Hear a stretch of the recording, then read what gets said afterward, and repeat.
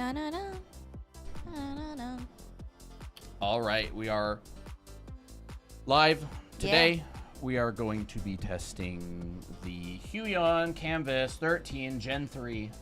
Kind of a mouthful. It kind of is. Honestly, it's a really nice tablet so It far. really is. You may notice our setup is a little bit different. We don't have that border. We do have our cute little demure desk, but we do not have the border and everything. We just kind of want a little bit of a tidy video. Yeah, something kind of nice that we can put in the video. When does the stream start? What time zone does YouTube use this? Today is Saturday, so no time the Yeah. stream starts. We just go live whenever we feel like it. Yep. And YouTube doesn't have like a timeline. It's more about like what timeline we use. We generally use PST Pacific.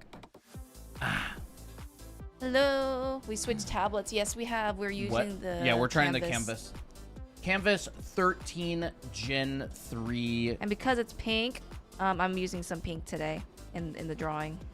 I would like to make like a cute little pink themed piece with this. We'll see how it goes. I'll have to think about some thumbnail ideas or some ideas. It's cute. How is everybody doing? Yeah, how's everyone doing? Ouchie. User. Very creative username. Lydia, Fortnite clips. Do you post Fortnite clips? Is that what you do? Tablet looks really nice. It is. I actually really like it. It feels really comfortable. Yeah, we're going to use it for a number of streams. I messed with it a bit earlier. Christina also drew some stuff on it, but other than that, it feels good, honestly. Yeah, it really does. We do have a linky on our profile. I don't honestly know if that's like the most up-to-date one. They never sent us a new link yet, but it is on our profile. We are officially partnered with Huion. They sent us this tablet and asked us to give our thoughts on it. Yep. How did y'all start your art journey? Oh, I just always drew as a kid, and I loved anime. Just kind of. Yeah, just kind of started. I don't know. The pencil hit the hand. Yeah. At some point. Class tends to be so incredibly boring that drawing on a blank piece of paper becomes incredibly stimulating. That's very true. And yeah, that's what happened. You dropped your phone in the sink again today. You need to be more careful, Fox. I'm glad you don't keep the sink full of water. Let's hope it wasn't full of water.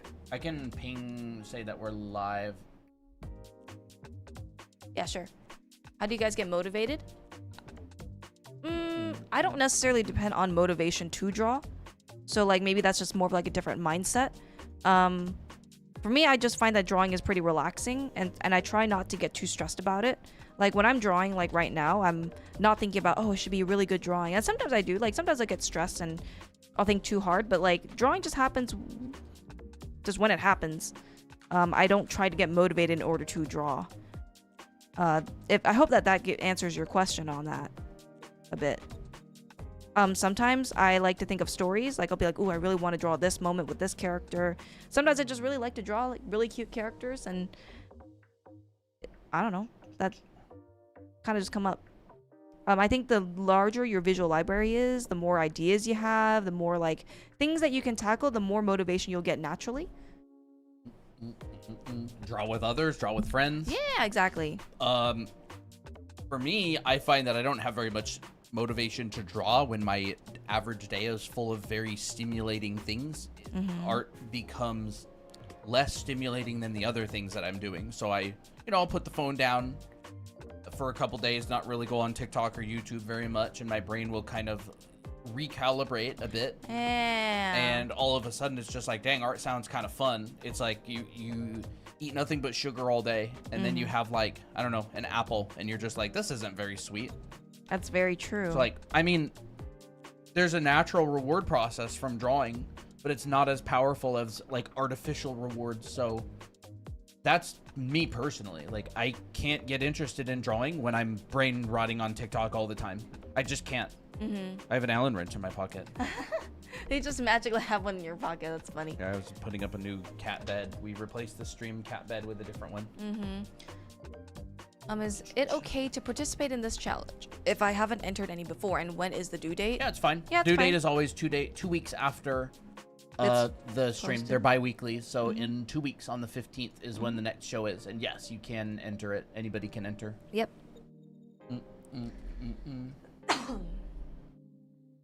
How do you find your art style? Do you want to find your art style, or how did we find ours? Or how did I find mine and Christina find hers?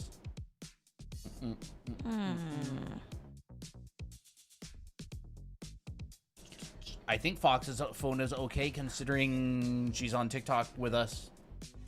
I may be wrong. This is cute little mouth right here.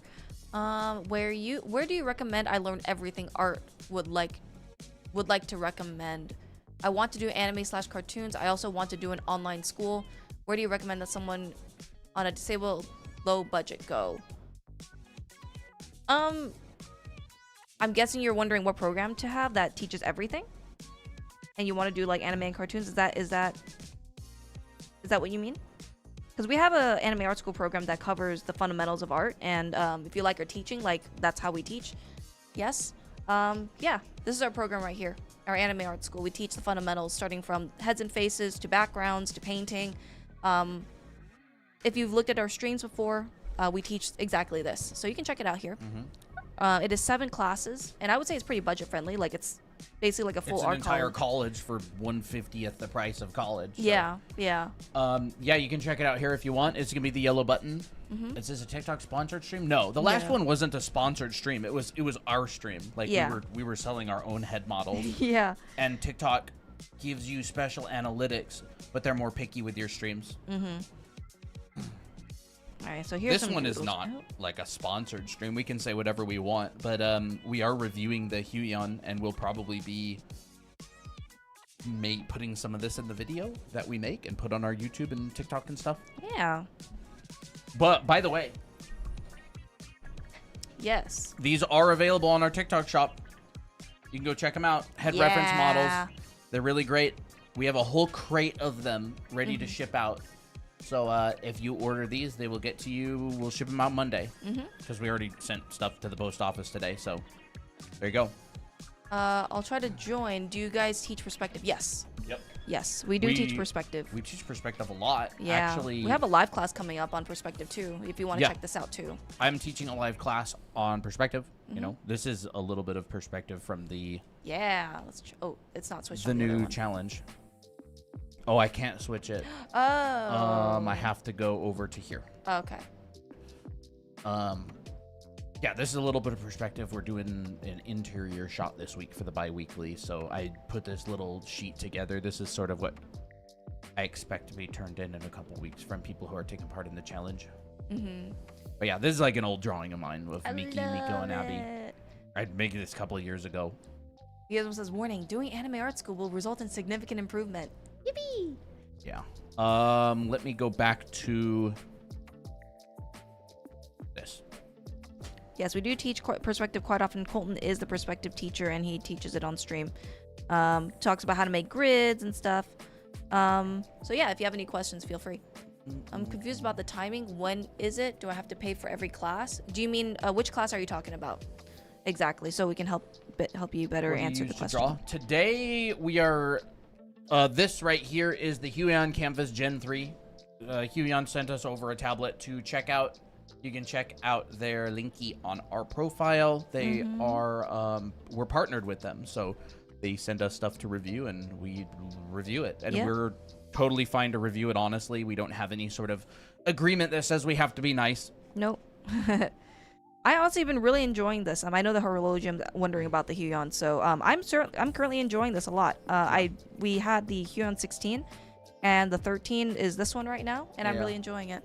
Like our classes, I'm confused. So if you're talking about our anime art school, which is a collection of 7 different classes, this is self-paced, so you can come and go whenever you want. Like you can log in, log out.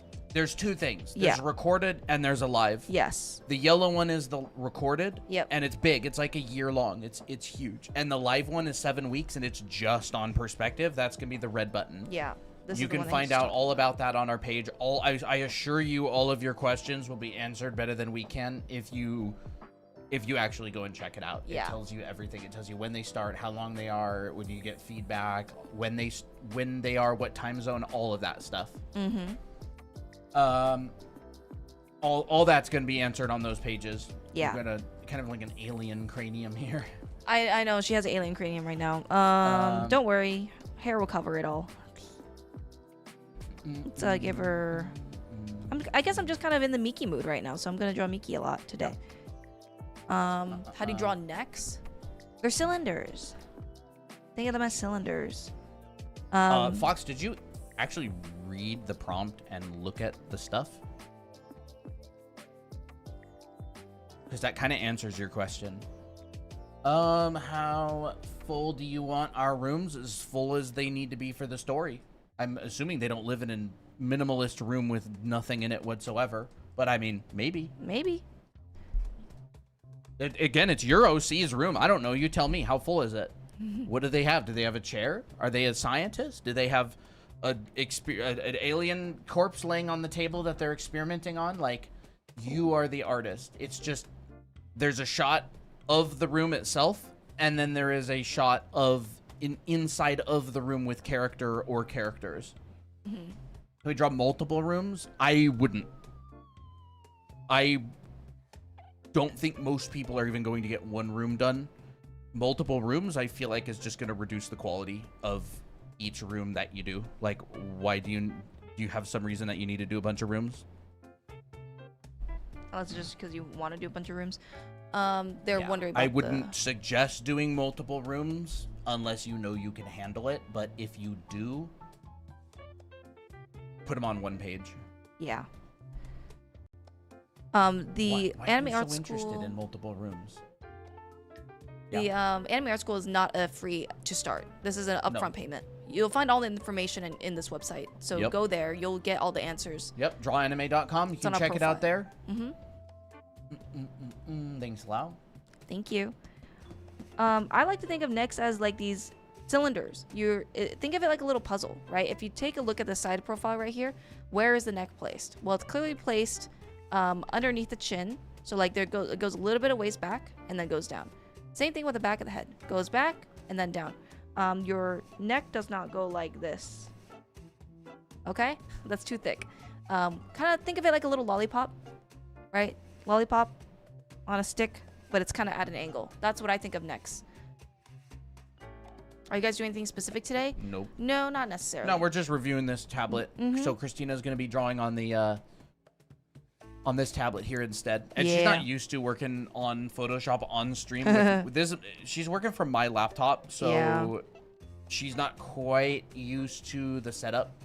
So she may have to like reach over and press keys on the computer. Yeah, I don't have like a full keyboard on by me. Like I have to kind of reach over to a different side. But yeah, like if you do it from the front view, here's the neck. Hey, Tira. 3/4 view. This is the tricky part for necks. 3/4. Keep in mind of your perspective. Where is it going? Are you looking front, but they're slightly turned, or are you looking at it from a 3/4? If it's 3/4. Here's the chin, here's the neck, back of the head, neck, and there's how you add necks in different angles, like that. What if we draw some cats today? You can. I don't have any reference for cats right now. We are doing good. What is the difference between a soft brush versus hard brush with pen pressure opacity? It's really up to you. I don't think it matters that much. I mean, if you're comparing it, I would honestly compare it to traditional. Like, there are soft brushes in traditional art. They're called airbrushes, and you hover it above the paper and you press the button down and you pull it and it lets out ink, or not ink, paint that blows out and it gets this really soft effect. And then there's, physical brush strokes, which are like pretty hard edges overall. And then you can blend it together. You have like blending brushes. You can go back and forth like this, or like back and forth like that. You can soften the edges and create transitions, but I don't particularly think one is better or worse for beginners. I would say beginners tend to, not all the time, sometimes beginners tend to be really, really heavy handed with soft brushes. So I would just be careful with it. But Yeah. in specific situations, soft brushes are really good. They're great. They're a wonderful tool. So the question of what's better, I would just say, you know, you could use a soft brush. Just be careful of making everything super fuzzy. Yeah.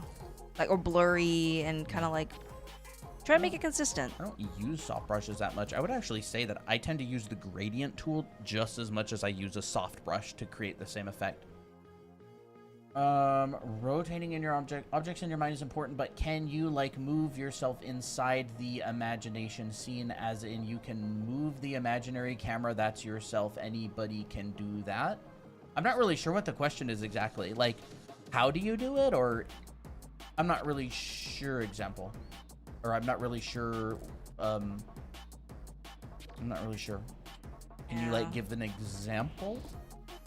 Like, do you mean like how do you move your own like camera from your imagination? Like, can I? Yes. That's actually kind of today or this bi-weekly challenge. So by the way, we were thinking, chat, for this last bi-weekly challenge, since it is something that a lot of people are not very comfortable with. Again, I'll show it. The prompt for this last bi-weekly is going to be basically you're going to make a 3/4 view of a room that your character occupies. It could be a bedroom, a laboratory, a dungeon, a lighthouse. It's for your own original character, and then you're going to do a shot inside of this. So like you're literally going to go, okay, I'm going to place a camera in this shot here, right? Maybe we have a camera like out here, like this, and it's looking in there, and this is your camera view, and then this is like what it turns into. So you actually design the room and then you place the characters in it, right? But just like movies, you're allowed to move stuff around. So if something is in the way or something doesn't look right, like imagine if there's like a big bookshelf right here blocking the camera. Obviously we're going to move the bookshelf, right? Our image isn't just going to look like this. Yeah. Like, we're not going to do that. Like, we can move stuff around. It's like cinematic, theatrical, right? So, and I did mention that if you're interested in doing this challenge, it's due in 2 weeks. You can go check it out in the spring training arc in our Discord server. It's under the challenge announcements. It has been posted. And this is basically exactly what you're going to be turning in. There is the room. Again, can be any room. It's your character's room. It could be a submarine. I don't care. The And it can workspace, be whichever. the shot, like a shot within that room.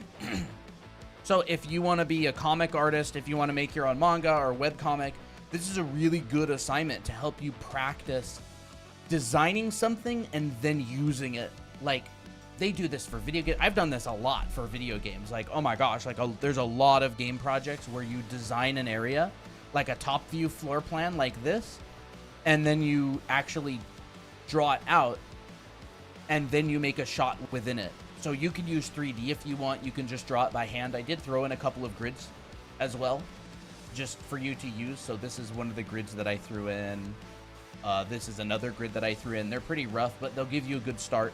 Yeah. And you don't have to stick to them. You can obviously modify them. They're free for you to use in any way you want. And that is the final challenge. It is certainly, it's a challenge, like, for sure. Let me go back to...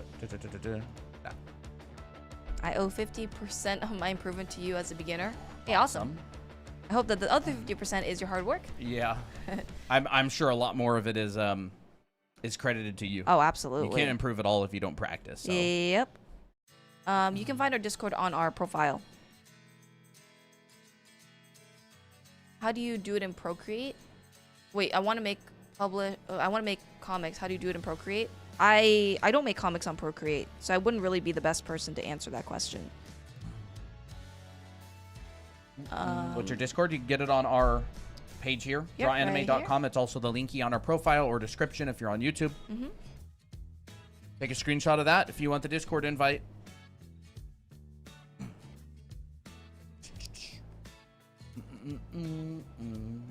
Yeah, I've been doodling on a little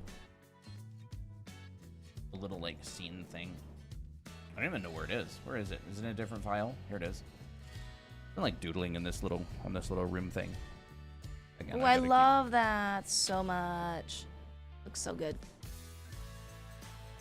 I do have my iPad, but I don't feel like taking it out right now.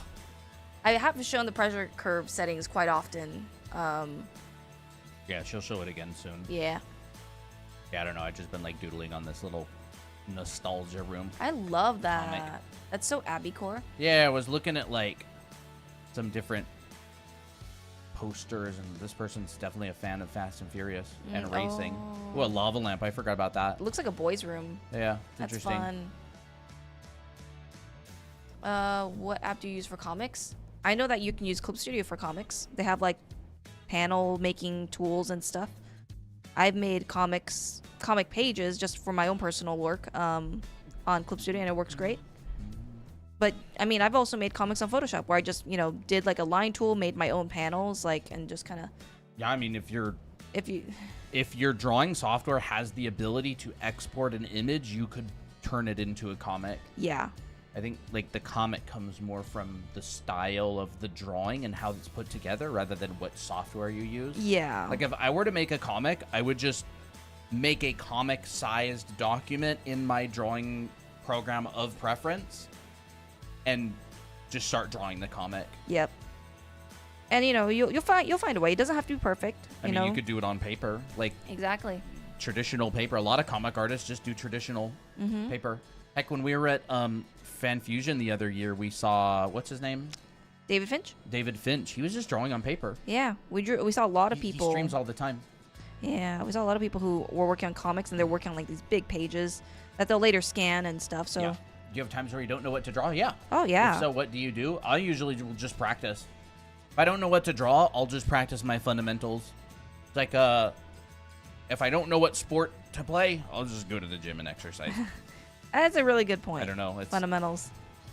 If I don't know what to draw, if I don't know what to draw and I really want something to draw, I'll do like a challenge like this week. What we're doing, I'll be like, oh, I'm gonna design like Miki's bedroom as a kid, or oh, maybe she's in like a hobby. She has like a hobby, or they have like a pet. It's like, oh, what does like a chameleon cage look like? And I'll start going down that rabbit hole, and I'll watch some YouTube videos and draw them and draw out some cages and learn all about that.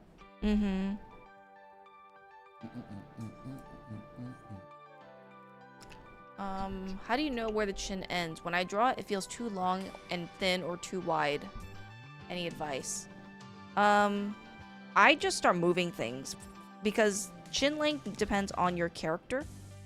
I mean, like what I do is I'll draw my cranium, and then whatever the chin is, I just think, is this head gonna be a child or is it gonna be an adult? If it's gonna be an adult, it's gonna be further away from the circle, so like maybe down here. But like I can move this around, so I'll just kind of draw in my chin like this and decide, does this feel long to me? If not, I can just shorten. I'll just put another tick mark and just readjust. Miki, it'd be long.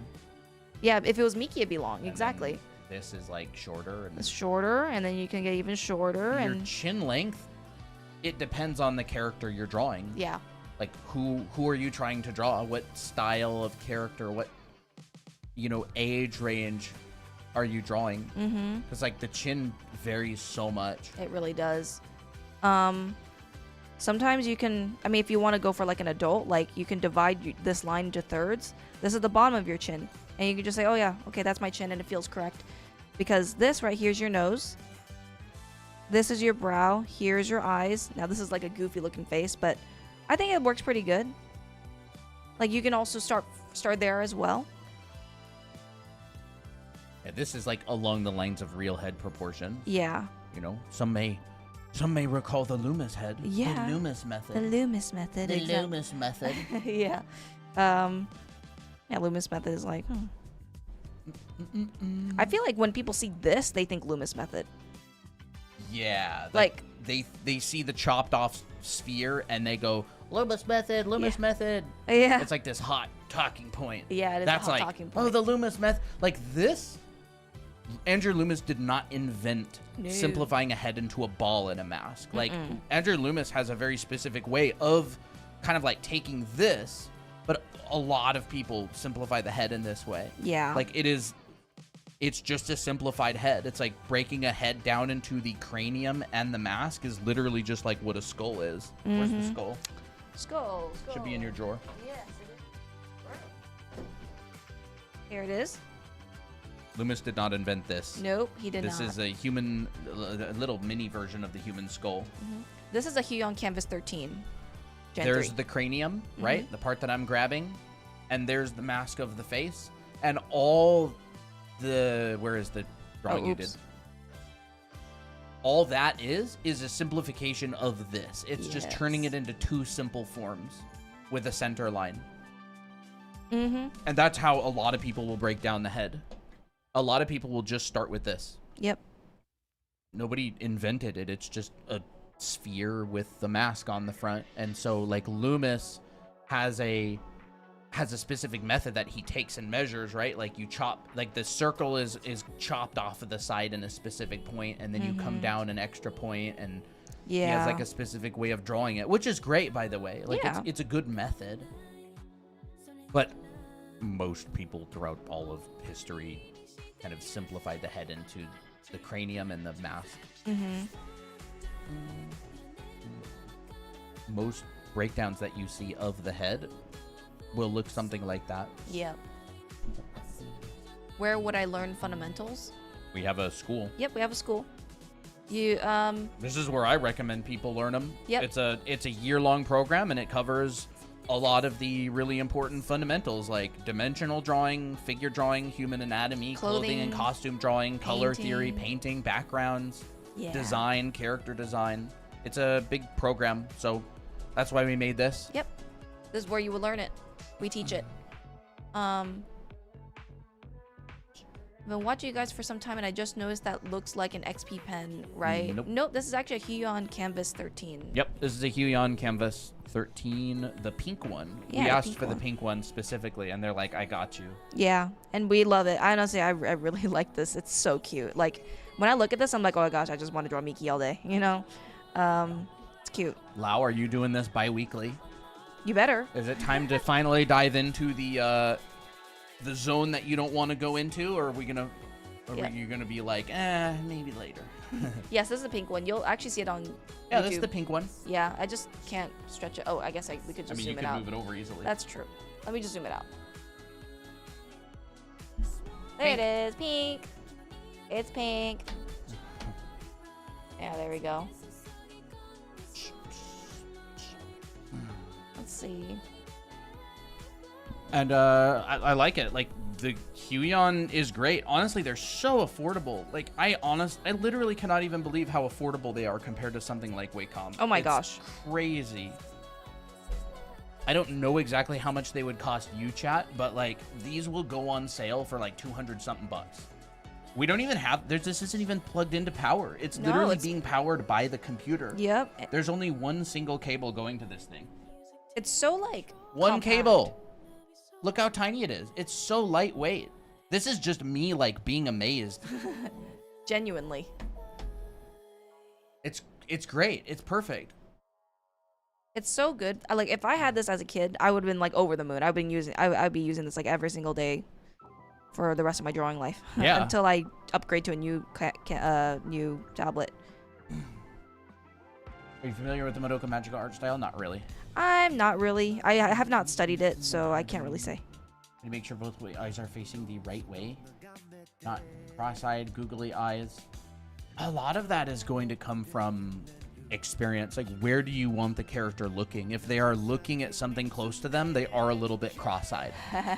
If you want them to look like Applejack, you draw them like the top pair of eyes. Yeah. I would say it's better, in my opinion, to go a little bit too like cross-eyed than this. Like, because this you can argue that you're looking towards someone. Like Dragon Ball Z does this really well. Like they go very extreme, but you can still tell that they're looking at someone. Right? Because everyone else looks like this when they're looking at someone. So it's the context. Yeah, you haven't been drawing much Busy Times? Yeah, the pink one's super cute. Yeah, it is really cute. It's real cute. Sometimes what I would do is I'll be like, okay, I like this iris. I'm just gonna move it a little bit and see how that and check. So if, I mean, You can always correct your drawing. I would try that.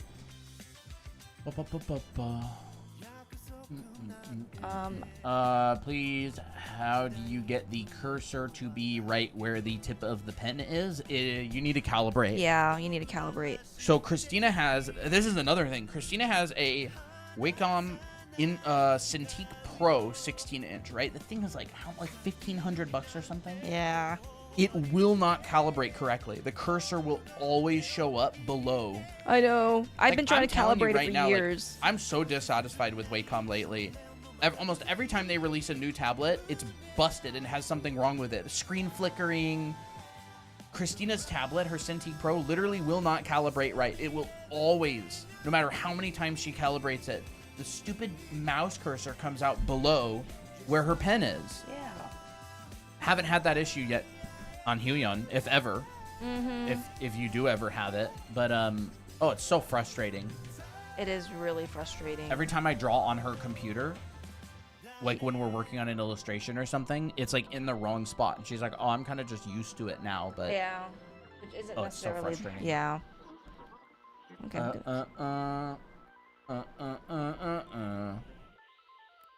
Okay. I want to draw like a cute Miki illustration for this. What outfit should I put her in?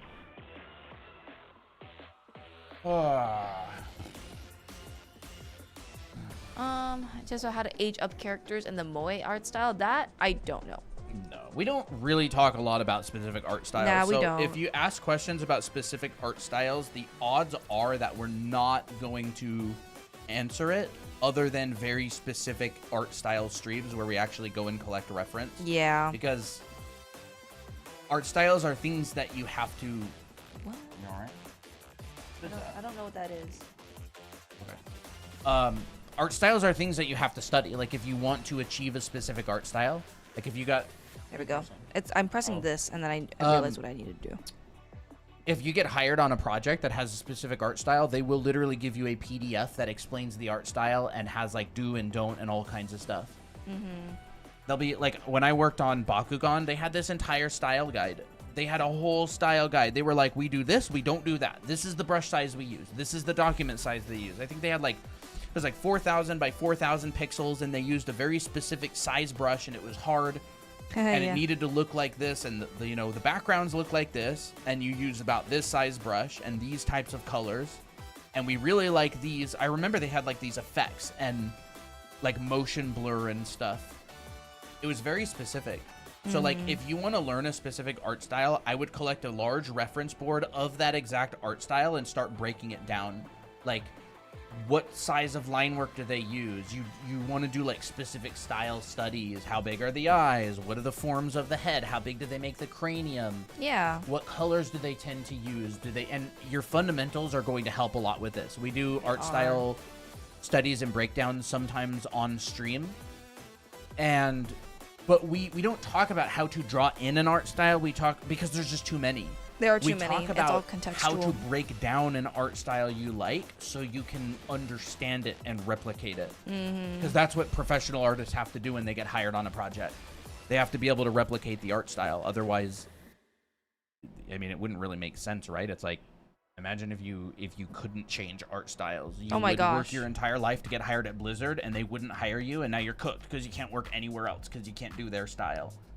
It just doesn't really work like that. Right. I would say learn the fundamentals. Aging has to do with like, I mean, how do you age realistic characters? You would do the same for anime characters, but of course you just shift, right? Obviously, drawing in certain art styles is very difficult. It's not like it's an easy thing, but it can be learned. Like if your goal is to work at a specific studio, you can train and develop that art style. You could get a mentorship with someone who works there and they can explain it to you. People transfer between studios all the time.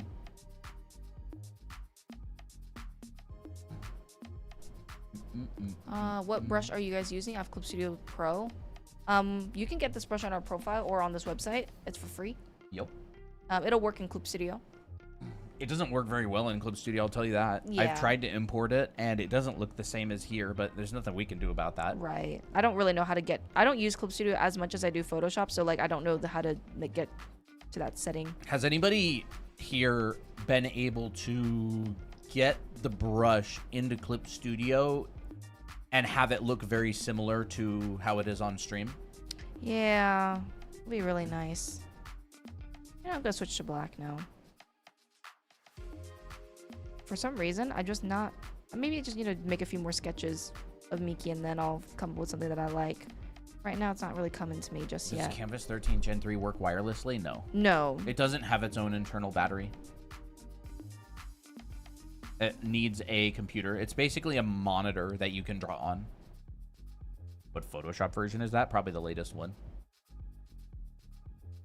See, I think it is probably the latest one. I don't know. Probably the latest, if not A more recent a one. very recent one. Yeah.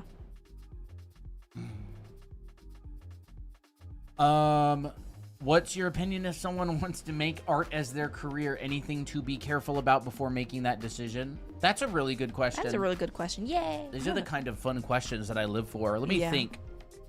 Anything to be careful about before making that decision? Everybody will give you advice, even if they have no idea what they're talking about, and that doesn't mean they're malicious. Mm-hmm.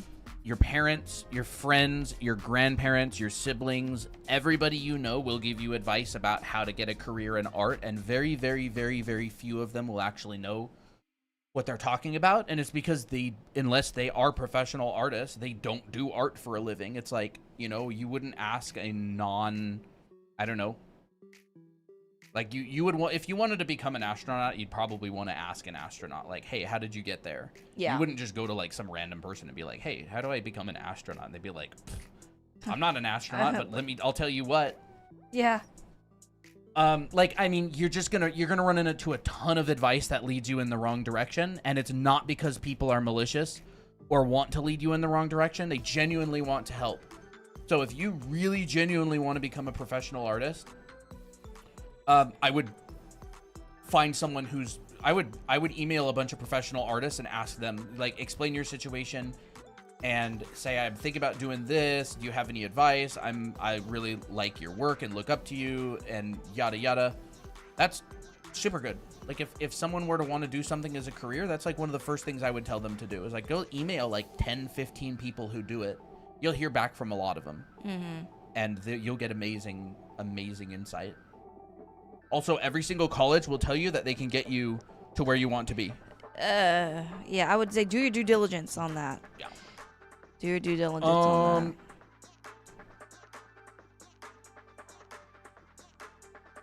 Just look at the rate of people who are graduating from college with art degrees that don't get employed. Like, let me think.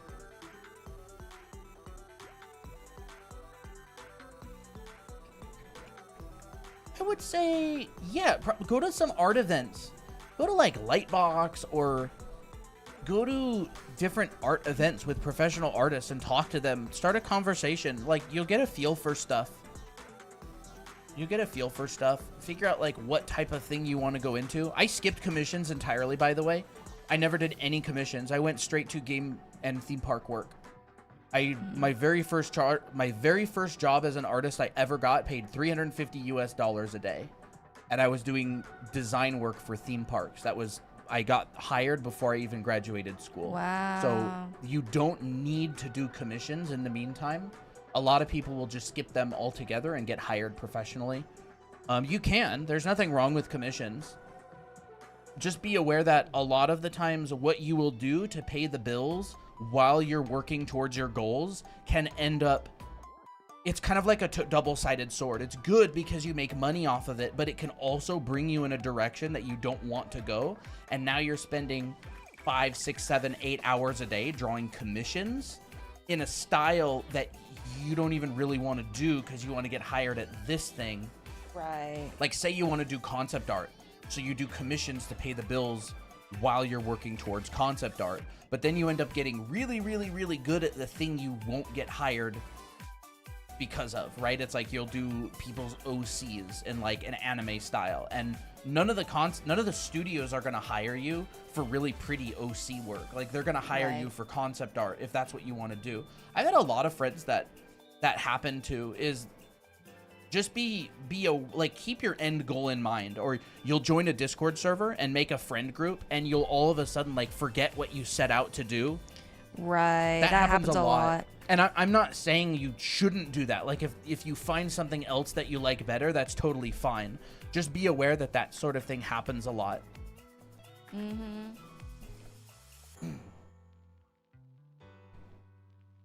Just be aware that that happens a lot. Like, it takes such a long time to get there that it's very easy to get distracted on the way there. That's so true. Like, oh my gosh, dude, even just personally myself, that happens a lot. Real. Okay, I want her arm to be like, boop. Okay. What's the difference between concept art and pretty illustrations? Well, concept art is design. After the design is made, the image can get thrown away. Illustration, the value is in the artwork. It is intended to be consumed by the viewer. Like, concept art is not intended to be looked at by the general public. It's meant to be production work to build the game. Like, I draw the bridge, they make the bridge and put it in the game, and then they put that drawing and it never gets seen. That's like concept art. Yeah. Illustration is like, I draw the bridge and the bridge gets put on a poster and a bunch of people look at the poster.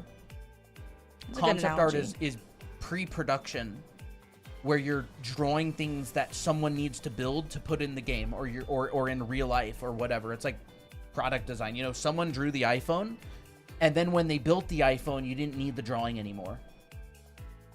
That's a good point. That's like concept art. That's like design.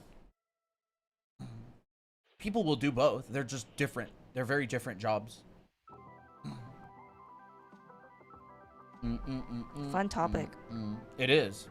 I like this kind of topic because it makes us go into deeper, not philosophical, but like, you know, what really gets you good. And someone says, are you saying that art college is not a good idea? It is for some and it isn't for others. It's too broad of a question to just answer yes or no. It's like saying, are you saying that drinking water right now is not a good idea? It's like, if you're thirsty, it is a good idea. If you're super full of water and you're about to pop, it's probably not a good idea. Like, there's no yes or no to that. People's situations vary too much to be able to just get a yes or no. Yeah.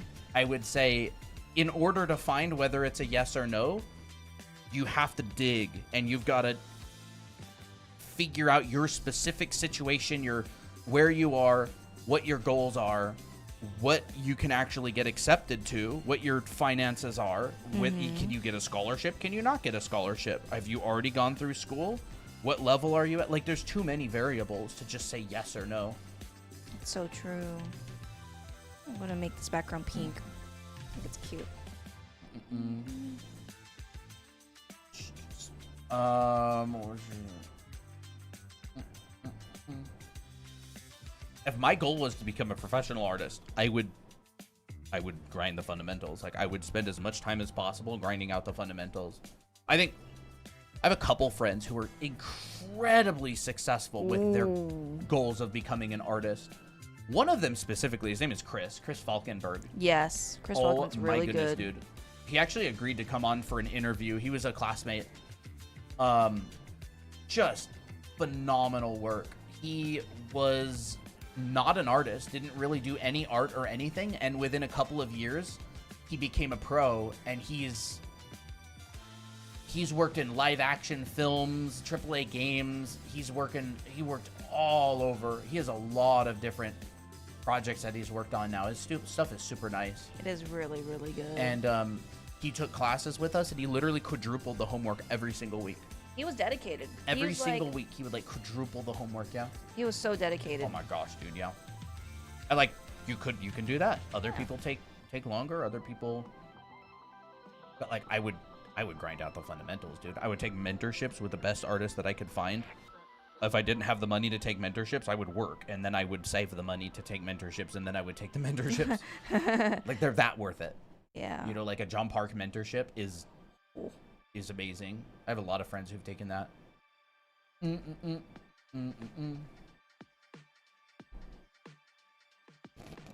I feel like when I do art for others, like commissions, my art doesn't look as good as any ideas.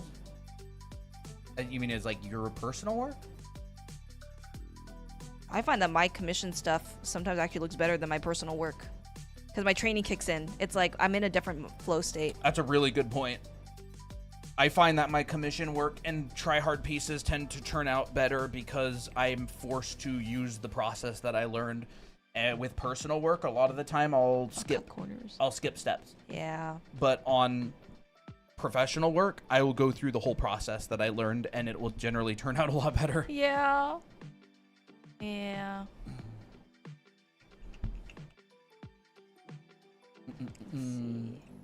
But maybe it's just because you're like, you don't enjoy it very much. It's possible. It could be that you just don't have a process. Like, I know when I was 17, I didn't have any sort of process. I didn't even know that fundamentals existed when I was 17. I didn't even either. When I was 17, I was doing copy drawings of photos that I took. And movie posters and stuff. I thought that was just all there was. I was like, that's all there is to art. Is like, I look at a drawing, I look at some image of some anime character online and I draw it. It's as simple as that. That was my world when I was 17 with drawing. And then I was like, dang, I want to draw my own characters. And I didn't know anything about using reference or that there were even fundamentals or anything out there. I just kind of winged everything, not knowing that there was actually like a process to doing stuff. So like I'll be like, I have no idea how to do anatomy, so I'm just gonna guess everything because that's all I knew how to do is guess.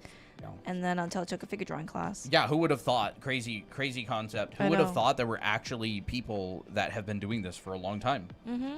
You know, who would have thought actually people have been doing art for a very, very long time and have come up with effective ways to learn how to draw stuff from imagination, like Akira Toriyama, you know, or who's the guy that wrote One Punch Man? Not what wrote, drew it. Oda. No, that's One Punch. that's One One Piece. Piece. Oh, wait, no, that's One Piece. Oops.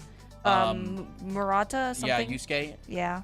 Who would have thought that there's actually a reliable way to learn how to draw from imagination and that it's not just like, you know, black magic? Yeah. That you don't have to sell your soul. Yeah. In order to get better. I mean, it would be easier if you could sell your soul. Then all you have to do is sell your soul and you have it. That's true. You have the abilities. That's a good point. All right, let me zoom out because I need to work on her hair now. This is cute. This is looking cute so far. Okay. I want her opacity to be higher. There we go. And I liked this color. I forget that My mother preferred another profession while I chose to be an artist. Sad face. Is that bad? Did you be an artist? Did you end up being an artist? That's great. Because like if you wanted it, then that should be fine, right? I mean, that's like the story of most artists, I think. Yeah. That's how you were. That's how your parents were. They didn't want you to be an artist for a long time. No, they didn't. Because they didn't understand it. You know, they were like, you know, I've heard that not very good things come from being, you know, being an artist as a career. So I think you should go do something safer. That's like most parents' impression of art. But there is an industry for it. You just also got to be good enough to do it, and you got to practice. Hey, design is a great job. Anything you see around you is designed. That is so true. That is very true. Anything around you has been designed. The architecture of the building, someone designed the phone in your hand, all of the UI, all of the apps, everything that is around you has been designed. Every the game has landscape, art. the roads, like there's like civil engineers. There's people who like everything has been designed. Your computer monitor and desk and tablet and everything, all the websites. Design is huge. Like it's a huge industry. That's so true. Which I think is a really good point because it's like, you know, who designed the phone in your hand? Or who designed your Switch? Who designed the games, you know? Like who designed the dialogue for the games? Like even beyond just the art, like the visuals, like everything has to be planned and designed. Yeah. I'm not even like, and it's actually more like human design. Like people have to think about it. It's not something that people can just outsource to random stuff. All right, so there is, maybe I'll make her bow, green.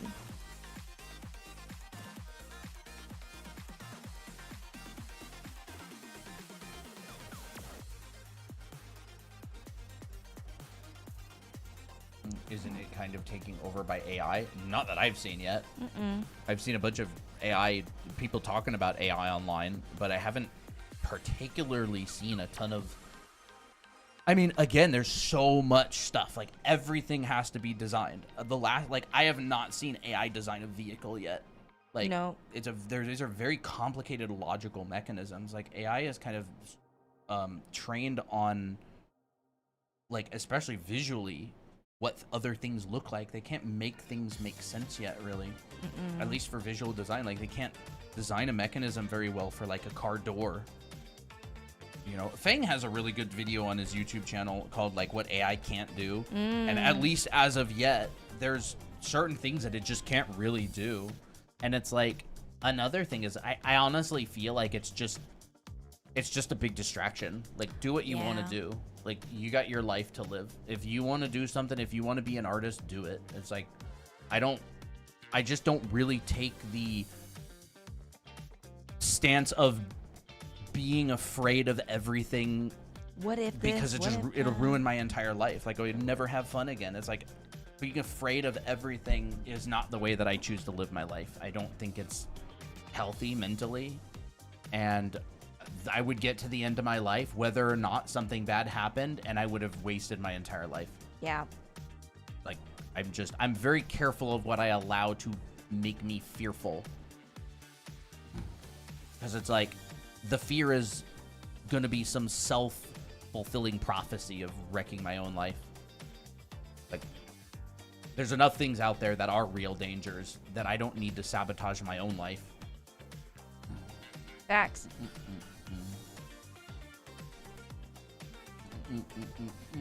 Do you get a mentorship? There's a lot of people who have them available. There's a lot of people who have them available out there, you know, a bunch of artists, like, you can go through and a bunch of people who don't have them available, you can just message them and you can be like, hey, can you mentor me? Like, I'll pay you.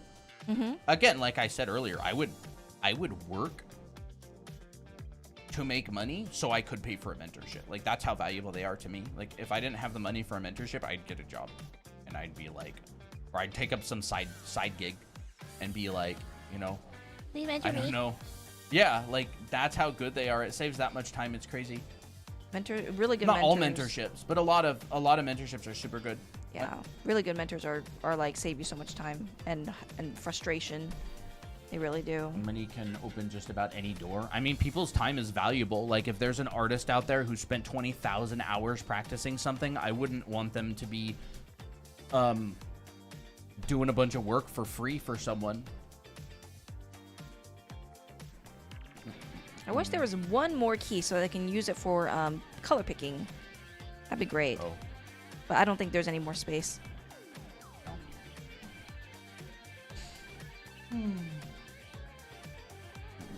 What's your take on AI? Do you think it's useful or harmful? We don't really get into the discussion of AI that much on stream, mostly because it's literally all chat wants to talk about sometimes, and it gets kind of tiring. But it's here. It's certainly not going away. I have no idea. I don't particularly like it or wish it was here, but it exists, and I gotta live my life to the fullest, regardless of what's going on outside of me. So, I mean, I wish it didn't exist. I think it's super dangerous. I think all of the first world large countries of the world are going to have robot armies, and it's probably going to turn into Terminator. But until then, I'm just going to draw and teach art.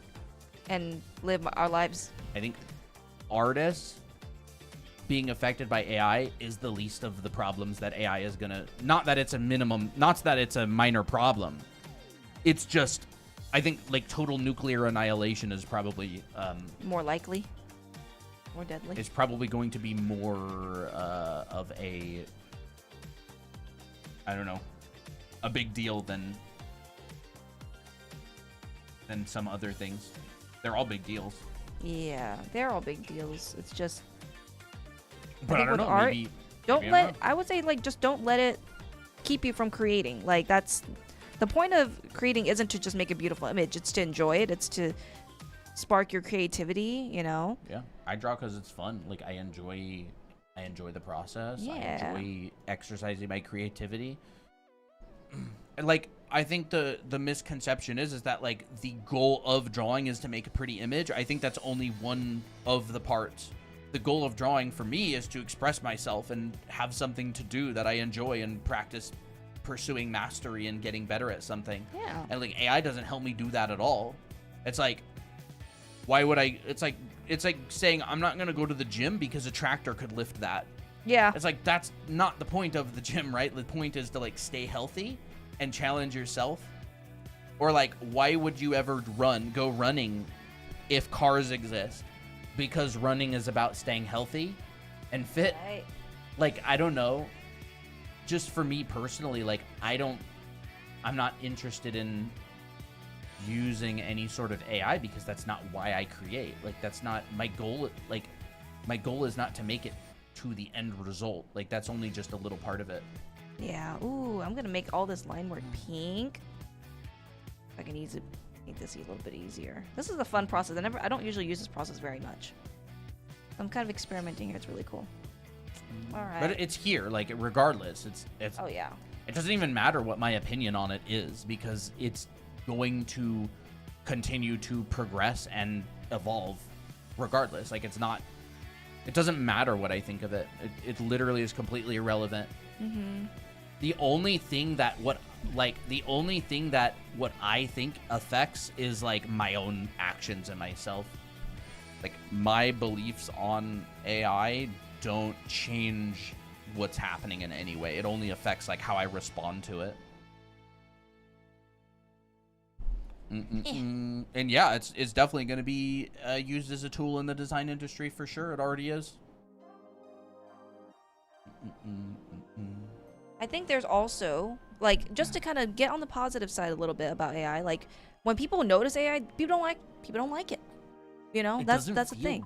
Something about it feels like off. Like, there's so much controversy whenever people like find out someone's been using AI, or when a anime uses AI or whatever, and it's like, okay, there's people fighting against it, but it's like people naturally don't like it either, like, especially when it feels fake. It's gonna get to the point where you can't opt out of it. Like, people are gonna go, Yeah, I hate it, I'm not gonna use it ever. It's like, well, if you're on TikTok, you're already using it. They have it integrated into their platform. If you're on YouTube, you are already using it. It is built into their platform. Your phone is going to be using it. Like, you are not going to be able to opt out of it. It is going to be part of everything. It's like, if you have a credit card, like, the bank is going to be using it in some way in their systems. Like, you cannot opt out of it where you don't use it at all. It's like technology. It's like, try to live a life in this day and age and not use some sort of technology. Like, it's going to be that. Yeah. Again, it's not like an opinion on it. It's just what's going to happen. Like, you know, we sell stuff on TikTok Shop. TikTok literally has it integrated into their entire system. Like, you cannot opt out of the AI that these platforms are using. It's almost like a selective thing. Like, Yeah. AI is good for XYZ, but not good for XYZ. And it's like, well, regardless, it's here. Yeah. And another thing is, like, I don't know. I think also, not that I really want to get into the discussion. I'm not even really that interested in this discussion, but like, I think we need to be really careful about labeling things as like, quote, AI, because it's going to take on its own identity. It's going to like be this little encapsulated thing. It's a very complicated situation, and there's a lot to it. I don't think that there is just like AI. Yeah. It's like human brains really, really, really like to categorize stuff, to simplify it so they can understand it. And I think that is actually used to the advantage of not so good parties. Like, they know that people will use terms that kind of encapsulate something, and they will throw these terms around. It can be manipulated. Group psychology is massive. Like, companies, governments, like, they've been studying this stuff for hundreds of years. Like, when things become like a phrase, like AI or this or that, like this little phrase, they get a lot of control over how that sort of like narrative develops. And so, you know, if you don't think that these multi-billion dollar companies are investing any research into like PR and public relations, and I'm not saying like people like it. I'm saying, how do they take advantage of people who dislike it? It's like we need to be careful that It's like to not fall for that kind of it's like an stuff. artist. They're like artists, except they sculpt how people perceive this stuff and use it to their advantage, like to the goals that they want. Like this stuff has been researched in a lot, like for a very long time. What was that book a while back? I don't remember. It was what is that even branch of psychology exactly? I don't know. I'm not sure. Okay, It is escaped my mind, but it's a field that is very well researched, and it's like, so when people start saying like AI this, AI that, AI takes on like its own definition, like everything gets lumped into AI, even though like we have these really complicated situations that are very nuanced, but then they get grouped in this one category, and it's like an on-off switch. Yeah. And like people forget that there's nuance to things, and then they kind of like make decisions that no longer have nuance. And I'm not like, all I'm saying is that I think it's something to be aware of. It's like that art question earlier. It's just like, oh, what would you be careful of for someone who wants to become a professional artist? It's just like, understand that the world has nuance. Yes. It is not always yes or always no. Like it's like, oh, so you're saying that people shouldn't go to college for art? And it's just like, no. It's like saying, so you're saying that people shouldn't whatever, eat a certain kind of food or something, or I'm drawing Miki Colton's character. Yeah. I don't have the book with me, but it's one of our characters, or it's Colton's character in our brand.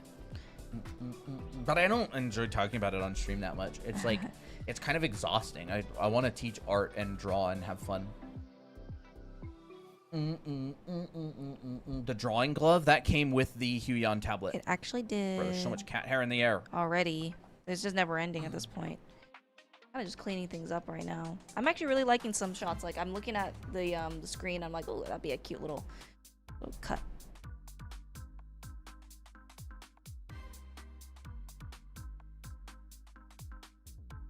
Who's planning on doing the bi-weekly? Me. Anybody? I am. So yeah, we were saying that we'll probably do both Wednesdays, as there's going to be chunks of those streams that are dedicated to feedback on the bi-weeklies. We want to try that. So if you're doing the challenge, you know, you might get some feedback on those days. It's just a drawing glove. You can look it up. They're definitely for sale out there.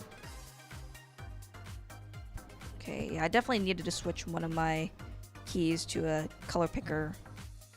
I don't actually expect very many people to do the bi-weekly this time. Nah. Like, it looks scary. Like, people... It looks intimidating. If you want to push yourself as an artist and really improve, you need to do things that feel... Push yourself. Yeah. It's like, you know, you get stronger when you push yourself. Like, if you're always lifting weights that are not pushing yourself, like, you don't really get that much stronger. Mm-hmm. Okay, what I'm gonna do... Especially if you're not very good at perspective, like, there's no risk. There's no punishment if you don't do very good. Like, yeah. It's only upside, is zero downside. That's very true. I think the punishment is what you give yourself. Yeah.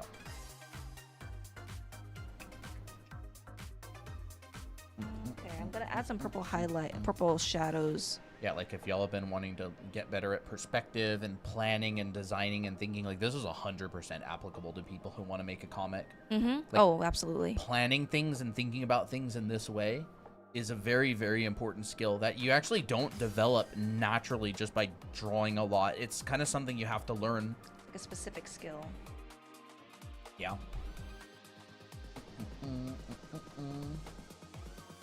I don't even know what the bi-weekly is this time. You can go check it in the challenge announcements. Mm-hmm.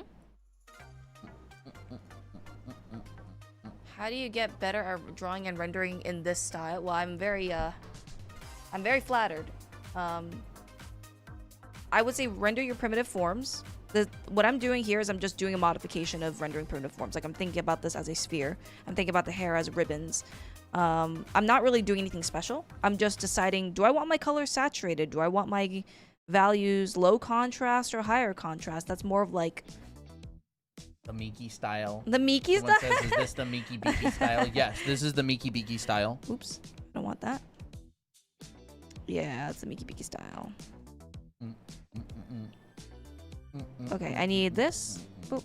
Like, all I'm doing is I'm just thinking head is a sphere, but I'm not going to emphasize the shadows that much. I'm going to just simplify the nose.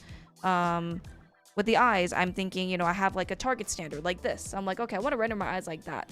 I know that there's a shadow side and a light side, and then they have like little step in between. Okay, I can do that.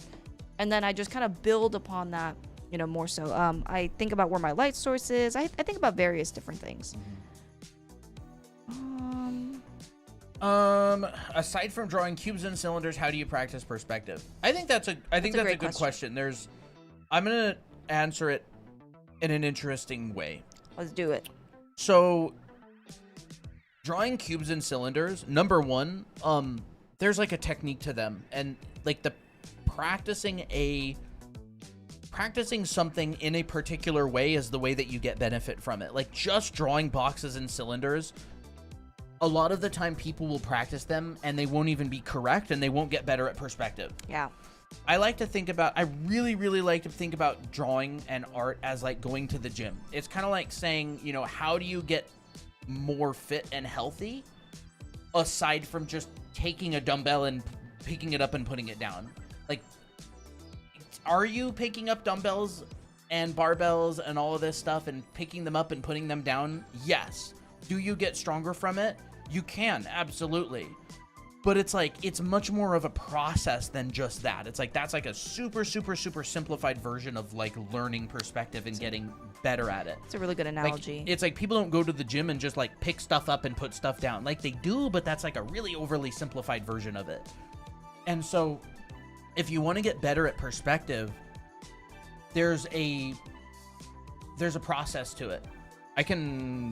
I know everybody's gonna hate to see Miki go away, but I'm gonna have to answer this on my own. We need more interesting questions. On my own side. So the way that I like to get better at perspective is two ways. One is there's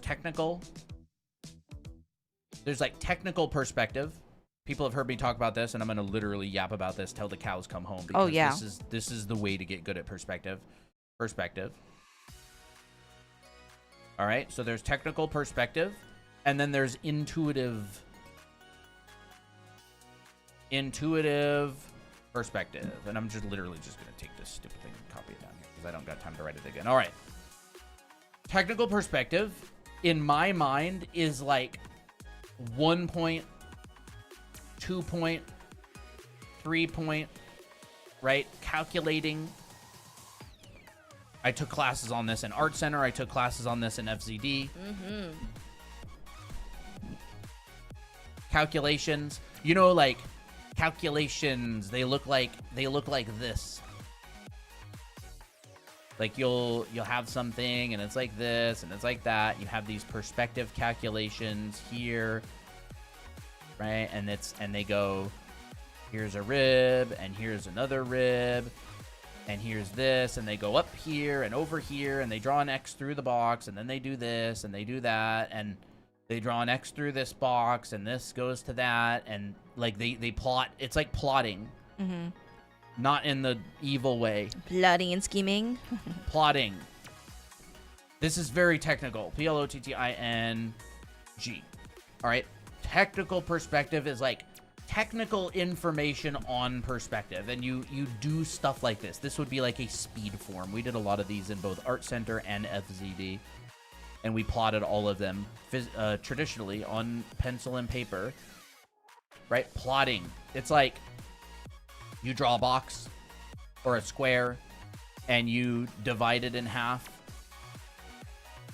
So like, is this lifting the weights and putting them down? Yes, but it's like a specific way to do it. There's classes on this. There's books on this. Scott Robertson's book, How to Draw, talks a lot about this. There's technical perspective classes online. You can find YouTube videos on this kind of stuff, like plotting curves in perspective, plotting architecture in perspective. And that's like very technical, right? So there's like 1, 2, 3 point perspective where you're just drawing like boxes and stuff. And then you're actually plotting. And, you know, we had an assignment in school a long time ago that was a plotting assignment, right? And we had a mirror on the ground, and we had a mirror right here, and we had a mirror right there. And we had to draw letters on the ground, 3-dimensional letters like a T on the ground right here.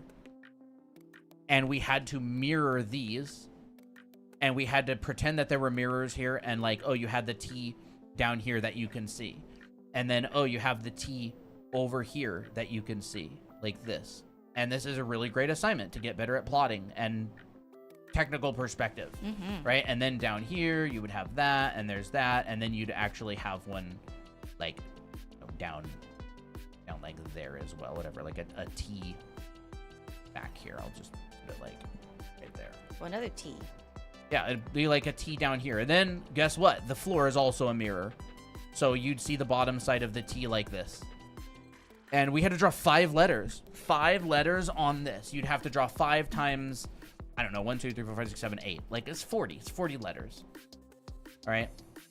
And trust me, by the time you get done with this, you get way better at this. It's an assignment that I had in school. That would definitely fall under, like, the technical perspective, right? You'd see one right here. And I'm just drawing this, like, really rough, really loose, right? And you'd see one down here, and that would be the T as well. It's a bunch of mirrors, and there's calculations you can run to do these. Right? There's one letter. There's the eight different letters, right? And then you'd go, oh, I'll make an A right here. And then they'd make an A. That's like the going to the gym and lifting weights, right? That's like a workout, like a specific process workout that your trainer shows you, and then you go through those exact motions, and then the trainer goes, okay, there's a mistake right here. This wasn't done like that. And you go, oh, okay, I get it. That's one example. And then there's like intuitive perspective, which is like just getting comfortable at drawing things in 3D and like rotating objects. So like, you know, you draw thing right here, and then I go, okay, I'm gonna rotate this, and I'm gonna pull it up and do that. Like I got no grid. I'm not pulling from my vanishing points or anything. And I'll go over there, and then we go, oh, like, let's rotate this up a little bit. I have a question. Would brute forcing the challenge without any prior studying be a smart decision? Because that's the best way I force myself to do things. I don't really know what that means exactly. Like, by brute forcing, do you mean just doing it? Because, like, I don't see any other way other than just doing it. Like, do you mean no designing your scene, or I don't really know what you mean. Yeah, exactly. I don't really know what you mean. The challenge has designing it built into it. So like you would collect reference, you would figure out what different objects look like, and then you would design it in like a top view, like a floor plan. So like if that is brute forcing it, then like just jumping into it. Yeah, I mean, I don't see any other way to do it other than jumping into it. There's no risk. There's nothing bad that could happen if you do or don't do it right. Like it's 100% risk free. But anyways, intuitive perspective is like learning how to draw, you know, cubes and cylinders and cones from imagination at different angles. It's like, you know, here's a cylinder, and it's like these eventually kind of connect together. You understand how they relate to each other. So like if I want to, you know, draw a cylinder maybe a little bit more facing me, I'll go like, okay, I'll do that. If I want to draw one that's not really facing me that much, like I'm not plotting any of this. I'm not going, where's my horizon line? Where's my vanishing point? I'm not drawing like a horizon line and going, you know, there's my vanishing point. There's my box. There's my other vanishing point down there. Subdivide this with an X and pull this up, and there's my roof of the house. You know, like I'm kind of like intuitively doing it, and if I need to, I can go back and kind of check it with these skills.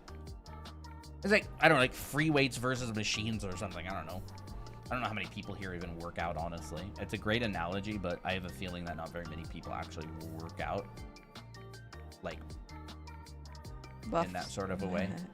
So maybe it's not the perfect analogy for this audience. Are you saying that we are bums? I'm kidding. I'm saying they're like, no, I'm kidding. 15. They probably don't have personal trainers. Yeah. And there's assignments on this sort of thing. Like, again, I give them in my class in anime art school. It's a 14-week-long perspective class. And I go through all of this stuff from start to finish, and I give homework assignments on all of it. We have all kinds of really fun assignments, right? I don't think I give you this assignment. No promises, though. I don't think I gave the mirroring letter assignment. I thought you. Oh, I don't know. I gave one. You gave a letter assignment of some sort, right? Maybe, I don't remember. We'll have to see. It's a very in-depth class, and like that's why I would never teach a class this in-depth on YouTube or TikTok. Everybody would leave, and nobody would really get any benefit, and then the people who would get benefit would be in bed. So like that's why we built the classes, is because it's the best way to get the most benefit, because you're committed to it. It's all in one place. The videos are hosted and accessible instantly. You get your Discord roles and access. You can go through it. There's the homework assignments and everything. It's really the best thing for self-paced and online. Yeah, we try to make it as I don't know, interactive as possible, even if it is. This does make sense. Yeah, it literally is. It's like if someone wanted to get really fit in the gym, you wouldn't just go, like this is the normie advice for like getting fit. Oh, go pick stuff up and put stuff down. Like this is why taking art career advice from people who don't know anything about art is not good. Is because they see people, it's like taking gym advice from people who've never been to the gym. It's like they know that people pick stuff up and put it down, but it's like there's diet, there's you understand calories and protein and you know your carbs, and okay, there's the protein and there's the greens and there's the carbs, and you do this, and then it's like, okay, today's leg day and you focus on your quads, and okay, I'm gonna focus on this, and then I'm gonna do calf raises. Okay, tomorrow is gonna be upper body and back, so I'm gonna do these, you know, these and those, and like there's a process to it. It's like bodybuilders go through an extremely I don't want to say complicated, but relatively complicated process. It's very process driven. Art is learning this stuff is also very process driven. It's like you don't just draw a bunch of boxes. It's like it's such a simplification. It's like saying you become a bodybuilder by picking stuff up and putting it down again. It's like, I mean, maybe in like Blue's Clues language or something. I don't know. Blue's Clues. But like, it's very process driven. They teach this stuff in schools. They have professors who've been teaching for many years, and every single week is very linear, and you make sure the students understand what they're doing before they move on, and you have someone who checks the work and goes, does this student understand this concept? Yes. Okay, let's move on. That's literally why the school that I went to will, in one single year, will have students that like where is it? In one single year, they will be producing students. Their graduation work looks like, that's a tiny image. Come on. Is there anything larger? Here's a larger image. Their graduation work will literally look like this. They've like basically never drawn before they even came to the school, and in 1 year they're producing this. 1 year. It's possible. And they did it over and over and over and over and over, year after year after year after year. My entire class of 30-something people, like most of them are like professional artists now. It's because this stuff is very process driven. It's like, get a world-class trainer and any random person from the street and stick them with that trainer for a year, and they go to the gym and they do everything the trainer says. They are going to get super fit and healthy. Like, that is how it works. They don't just pick stuff up and put it down. And so like that's the power of foundation. Like they do it in schools all over the world. Like, and that's why I say there's just a bunch of art schools that aren't very good, because students are graduating and they don't have very good work, and you're just like, well, it's because they're not getting them to do the things that they need to do. It's like, how would you think of like a gym where people go to the gym and 1 year later they come out and they're just kind of like a little bit healthier? Whereas there's another gym that the people are coming out and they're literally winning competitions. Like they're literally competition ready. And so it's like, that's why I'm just like, do your due diligence on a school. Like, do your due diligence on schools. What do the graduates look like? What did the teachers do, like current graduates who are graduating, where are they getting employed? What does their portfolio look like? You talk to them, you email them. That's like the gauge. Like you can't, it's like, how do you know if a trainer's good? Who have they trained? What are their bodies look like? What's kind of like what's the proof? Yeah. What do they look like?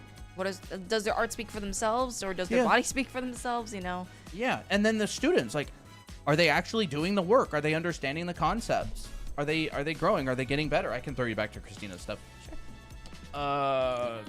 Has a bit more process. I'm super passionate about it because I literally was in a class full of people who have never drawn before, and we graduated a year later, and the work was like professional.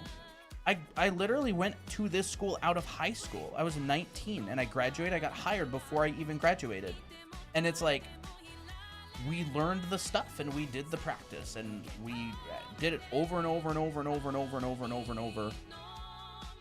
And like, we're super passionate about foundation because it's like, it's the same thing as going to the gym. It's like, you do the exercises, you eat the right foods, you push yourself, you do the correct posture so you don't hurt yourself. And it's like, your muscles will grow.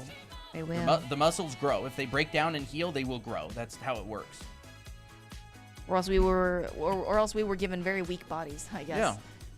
And it's like, there's a lot of artists way better than me. I'm not even really that good. Like, I've worked professionally for years, but it's like, the skill ceiling is so incredibly high, but you can definitely get to that level. People do it all the time. Are the fundamentals, perspective, anatomy, dynamics, shading, etc.? I don't know what dynamics is. Yeah, I don't know you what mean dynamics design? There's a lot. There's a lot of fundamentals. And then there's like more niche ones, like, portraiture. Yeah. There's like design. There's like character design and like general design, like form language and shape language and all kinds of stuff, color theory, landscape background stuff. But like, generally speaking, one of the most important ones to get better at is dimensional drawing, like perspective. Everything you ever want to draw is going to be in 3D. It is perspective. Want to draw bodies? Perspective. You want to shade bodies? Perspective. Yep. True, actually. Like, you can't light something that you don't know how to draw. Yeah. And so, like, when people ask, like, oh, how do you shade? Like, I don't know where to put the shadows because they don't understand the form. They've never done the exercises of shading primitive forms. I've done a lot of shading people, shading necks, shading, knowing where these shadows are supposed to go. That's why I can do this. Where the heck is it? Right? Like, I know where to put a shadow on the neck because my light is coming from up here. So, like, the head will cast a shadow on the neck. That's, like, a logical thing. Same thing on this arm here. Like, well, this arm is getting caught in the light. This one's going in shadow because it's going away from us. And then everything else, I have to treat it the same way. Light side, dark side. It's not like magic. It's not rocket science, really. But it's a lot of practice. It is a lot of practice. It's a lot of practice. A lot of studying. Yeah, you can't watch a video on it and be able to do it. You have to practice it. That's one thing that is, you cannot skip that part. You cannot skip the part where you practice it. It's unskippable. You can watch every single video on YouTube on a particular subject. You will not get very much better at it unless you actually practice it. Contrary to what a lot of people think, it's just, you can understand something conceptually and not be able to do it. It's like, you can understand how a Major League Baseball pitcher throws a ball. Like, you can understand their form, their technique. You know everything about it. Huge nerd. You will not be able to throw a 100-mile-an-hour ball, like, without, crazy amount of practice and probably specific body type. I don't know much about baseball, but like, I certainly wouldn't be able to. No, I would not. I suck at throwing things because I just don't know the fundamentals of throwing stuff. But yeah. That is not, I want to go this way. Like, I could watch every YouTube video on baseball known to man. It would not make me a, Major League Baseball player. True. And then I'd be able to go into people's chats and coach them on baseball. It's literally called an armchair quarterback. Like, there's a word for it. It is like people who've never done the thing that give advice on the thing or think they know what they're talking about. And those people you have to be careful of because they'll just a lot of the time give you really bad advice. And there's literally no reason to take advice from people like that because there are a lot of people who do know what they're talking about who are out there giving advice. You know, like, and yeah, look at the work, look at the quality. Do your due diligence. Yeah, due diligence is very important. It's a dynamic thing. It's not just like this on-off switch. It's like everything you encounter has nuances to it. LARPing? Yeah, it's literally just LARPing. LARPing. ARPing? I'm kidding. Artping? LARPing?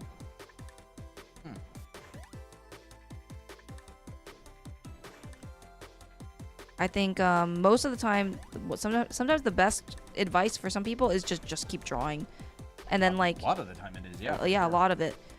Sometimes for people who have done a lot of the mileage, then they need more specific training. But for most people, like when they're like, I can't draw this, it's not looking right, like they just gotta draw a lot more. Like, more mileage is very rarely a bad thing. Like, more practice. Like, if you have some assignments that you fall back on every time you can't figure out what to do, like you go and study artists that you really like and try to break down their work, or you practice, like, you really only need to learn 1, 2, 3 point perspective one time, and then you go and practice it a bunch of times. So it's like, if you've learned 1, 2, and 3 point perspective, you mostly just need to go back and practice it. Like, if you've learned specific things. Applejack, you're not coming over here. No, get back. Applejack. Applejack. Applejack booty butt. He wants to come say hi. Have the Kamvas 13 Gen 3, and I love it so much. Yeah, it is. Really It's very nice. good. It's very nice. Consistency is very important also. Yeah, for sure. Yeah, I totally agree with that. Like, it stacks. It's almost like, think about a video game where if you log into the game every single day for 5 weeks or for 5 days in a row, you get like a 25% XP boost from, as long as you show up every day and log in, you're going to get that 25% XP boost. That's kind of like what consistency does. Like that's totally made up in terms of like the actual numbers, but it is like that a lot. If you're very consistently showing up and practicing, you definitely get an XP boost. Yeah. You will see improvement over time.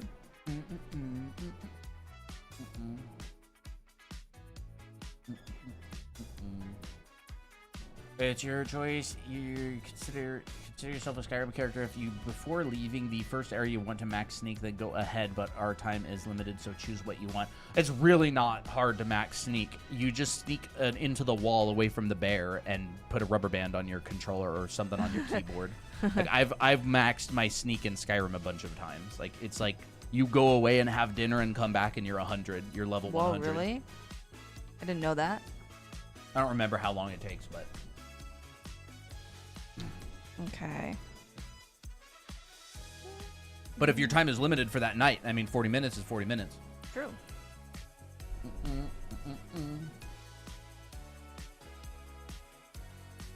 Draw a stripe in here. Oh, Applejack's discovered the new bed. Oh my goodness. Look at this. He's investigating it. He's like, yeah, nice deep bed. Okay. Already settled in. Good boy, Applejack.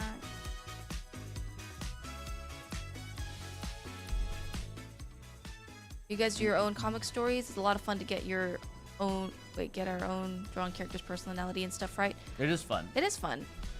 We don't do comics yet. We No, I would haven't love published to. any comics or anything. We would love to do one-shots and stuff, but We pretty haven't much yet. just teach Art Foundation right now. Yeah. Comics are definitely one of the things in the future that we're going to dedicate. We're going to make a one-shot sometime once we've wrapped up some current stuff that we're working on. Yeah, we have a lot of projects that we need to finish up.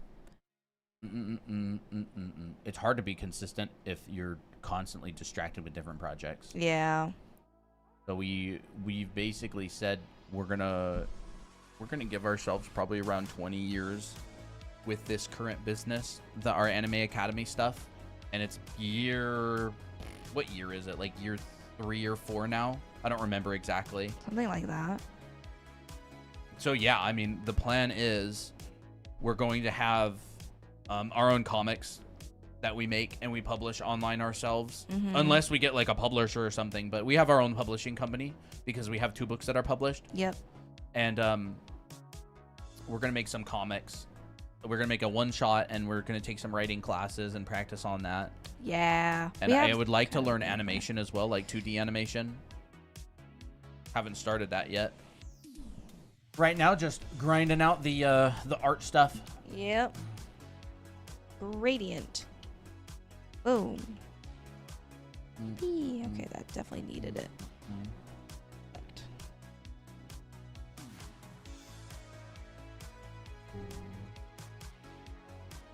Move this around. I feel like this should actually be green here. Do you have any tips on getting faster at drawing the anatomy for your characters? You'll get faster as you continue practicing drawing bodies. Like, that's kind of the only way. I would say look for things like, you know, do things one stage at a time. First, plan out your proportion, and then your volumes.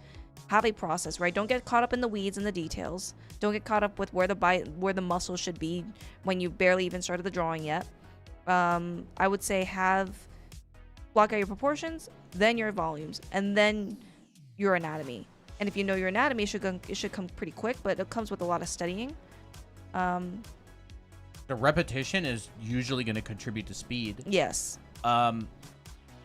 Assuming you've studied the anatomy and assuming you're building the body of the character with a process. I would honestly do timed studies as well, like timed like 5-minute figures or 3-minute figures or 10-minute figures. Those are good. Those are really good assignments to do. And again, you know, big thing, like assuming you're using a process, like a figure drawing process, like a construction phase, a setting it up phase, a filling it in phase, and then a making it look good phase, like, you know, and a pretty good process. You don't have to use this, but it's like a third, a third, and a third. Like, you spend a third of the time setting it up, you spend a third of the time filling it in, and you spend a third of the time making it look good. That we learned straight from Will Weston. Oh, such a good teacher. It's really, really good. You can vary those proportions of like how much time you dedicate. I would really recommend taking a figure drawing class. Yes, we have a figure drawing class in our art school. Check it out here. I teach this exact process: proportion, form, anatomy, and I go through like segmented parts of the body. Like, because if you can't learn the entire anatomy like all at once, you got to learn it in partial bits. So I separately practice each part of the body. You can. A lot of figure drawing classes will have some of the later weeks go through specific parts of the body. Like, you'll have a week, whatever. 6 will be legs, week 7 will be arms, week 8 will be whatever, feet and hands. Like, of course, before week 6, you're learning like the construction, the forms, you're learning about gesture and proportion and all of that. Like, again, it's like the gym thing. This stuff is very linear, it's structured. It's not like you don't want to just jump straight into week 8 with not an idea of what's in like week 5 or 4 or 3. Yeah. It's just like, will you get better? Yes, but learning something without knowing the process, it's just not recommended. I wouldn't recommend it. I wouldn't recommend like that. But there are also many good ways to learn stuff as well. Like, some people will learn all of the muscles before they ever do any figure or gesture drawing. And their poses are really stiff, so then they go, now I gotta go work on gesture and focus on the holistic. Like, you can learn things forwards and backwards. It's just, you know, people have been teaching this for a really long time, and so there's pretty good processes out there for doing this.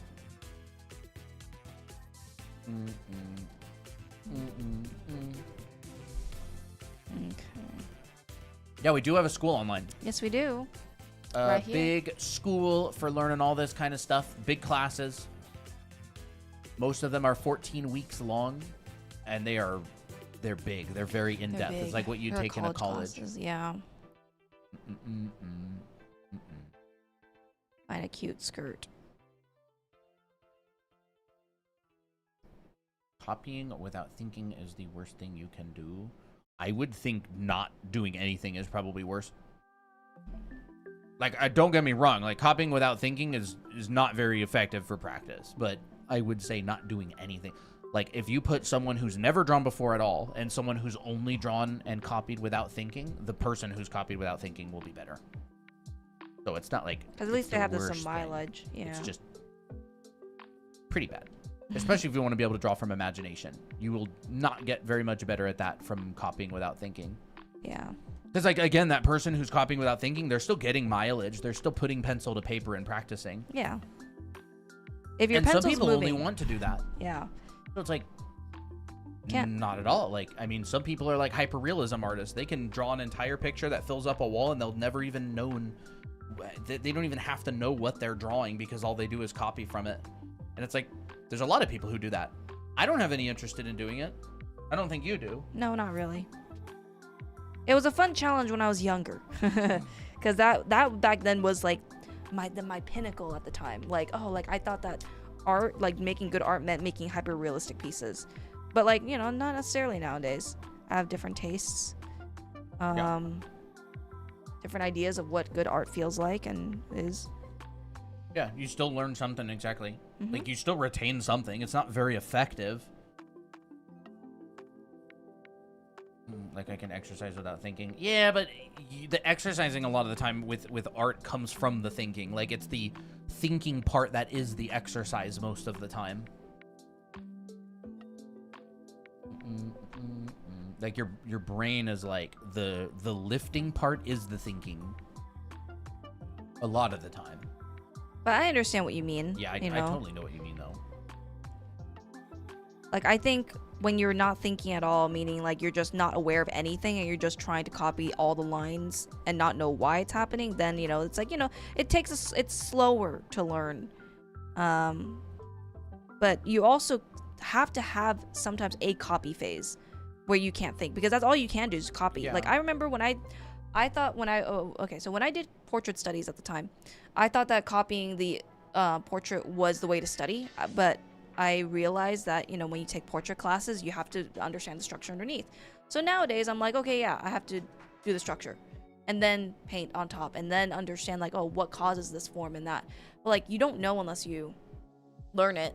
I guess you don't know what you don't know, right?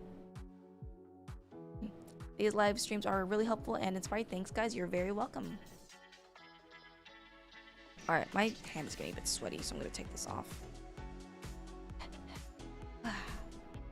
Cat's pushed the door.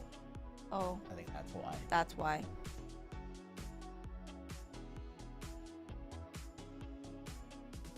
Is copying without thinking just passive learning at that point? So technically, isn't it still learning? I don't even know. I don't even really want to talk about it anymore. I'm already bored from it.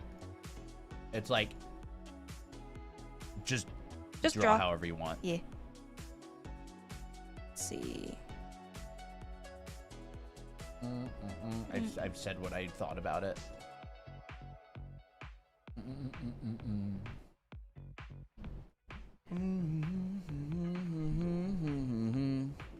Cat owners win their cat, huh?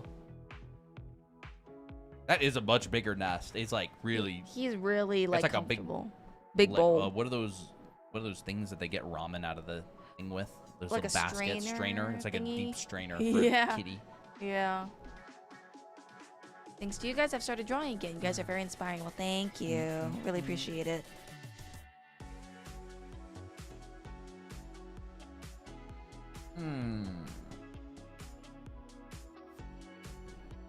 Yeah, I think it is called a spider, isn't it? Oh yeah, that's what it is. A spider. I totally forgot what it was called.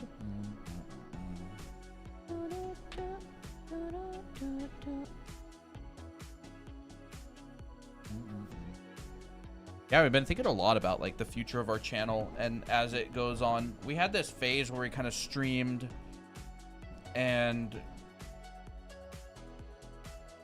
we streamed a lot. We had a lot of fun. We did our challenges, but like moving forward with our Anime Academy stuff, we really do want to push the quality of our education. We're going to focus a lot less on like specific tutorials of like, how do you draw a male eye in 3/4 view? Yeah. And we're going to focus a lot more on tying things into larger concepts. We already do that, but you can tell like when we answer a question that we're not passionate about, it's number one, it's like drudgery for us because it's incredibly boring. And number two, we're just not passionate about it. Like, we want to do what we do best, which is talk about foundation and have fun and tell stories. Mm-hmm. And so we'll probably be continuing to make a bunch of stream clips. I also really like the idea of our content that we post on social media being very aligned with what we're passionate about. Absolutely. I've been really liking the art directions of our clips. Yeah. They feel a lot more on brand to me. Yeah. We want to be an educational resource for people who really want to make their own comics and learn foundation and get better. Mm-hmm. Like, that is really what we want to do. And so that's what we're sticking to. Like, our goal is absolutely not just to be like, oh, we have a really active Discord server. Like, if that happens in the meantime, totally fine. Mm-hmm. Like, our goal is not to have a, 2,000 people watching. If it happens in the meantime, like, that's great. Like, we want to be able to provide really good education. Mm-hmm. How would you even get 2,000 people watching anyways? I don't know. You just grow over time and you have entertaining content. Like, I enjoy streaming. It's fun. But, we also got ourselves to think about. Like, I want to get better. I want to get better. I want to become a respectable artist in the future. Like, I want to get better. I just do not think at all that I'm at that point right now where I feel like, I don't know, I don't want to say like pretty good, but I want to become an artist that I feel like is respectable. Like, the level, I just don't really feel like I'm there. I want to get better, learn from people, teach, have a good time. I want to do like workshops in the future and talks at different events and stuff. And as of right now, like, I'm not anywhere near the level to do that. Not at the level that you want to be. But there's nothing wrong with that. Like, I'm super hyped to keep learning. Like, you can keep learning. Like, there's nothing wrong with being at the level that you're at. Aspirations. It's good to have aspirations. Yeah. And be like, you know what? I'm not where I'm at right now, but that's okay. But I gotta work towards it. Yeah. And like, that's super exciting to me, is like working towards something continually. The consistency is really fun. Yeah. It's fun doing like drawing your sketchbook at night and studying. There's just a calming vibe to it, in my opinion. Yeah. Very, very fun, calming.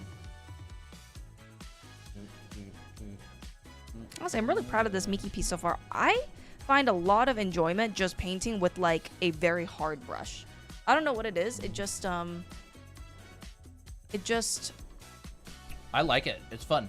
makes things less stressful, in my opinion. Like, yeah, everything's really rough, but like there's a charm to it being really rough.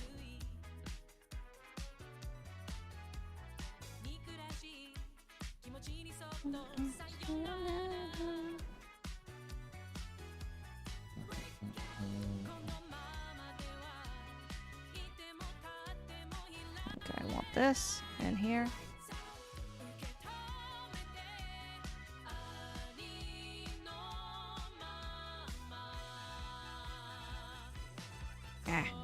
Race. There you go. Miki looking cute as always? Absolutely, because she's best girl. How do you think you develop an art style? I think art style is more like your experience as an artist, like what you've learned, what you like to draw, how, like, who are you inspired by, and your fundamentals. So like your fundamentals and how you like to interpret things will grow, and so that determines your style, in my opinion. When I look, a lot of the way how I paint is just an amalgamation of like what I like. So like if I look on Pinterest and I like a certain rendering style, I'm like, oh, I'm gonna try rendering this way. I'm gonna try rendering eyes this way this time. And it changes, like fluctuates a lot. Like one day I'll decide that I want to draw eyes like this, and then that will be added to my arsenal later on if I draw it enough. No, I like the way how this person draws or shades hair. Oh, I'll add that to my arsenal. Like I'll just study that for a bit, and then later on, subconsciously, it'll be put into my artwork.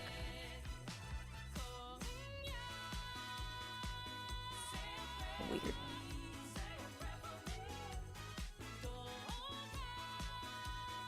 Yeah, keep it simple. It's always good. Should I buy this Huion tablet? I'm saving for it. If you want. If you want it, yeah. I think it's great. I think it's great. Totally You worth the money, definitely in my like it. opinion. Okay.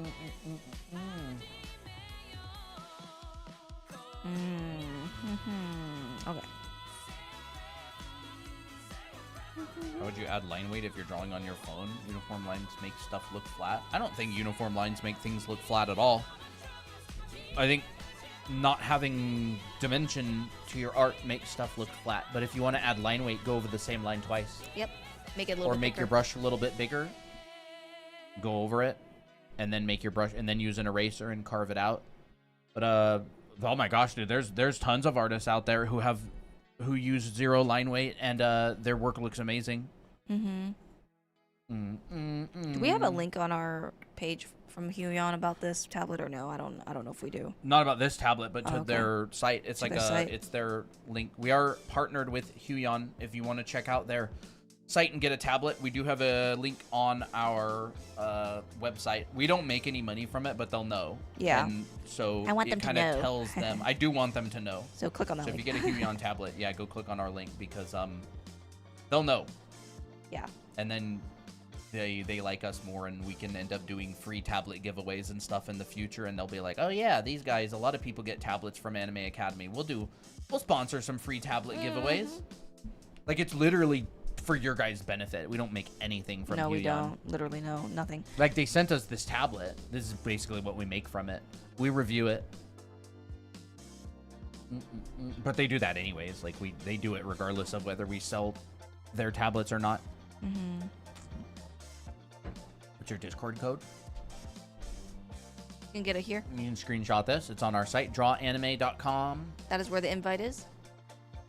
Bum, bum, bum, bum.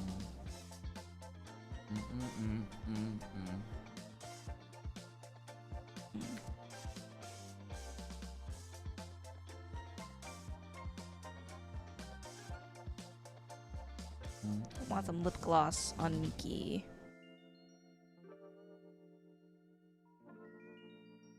There we go. I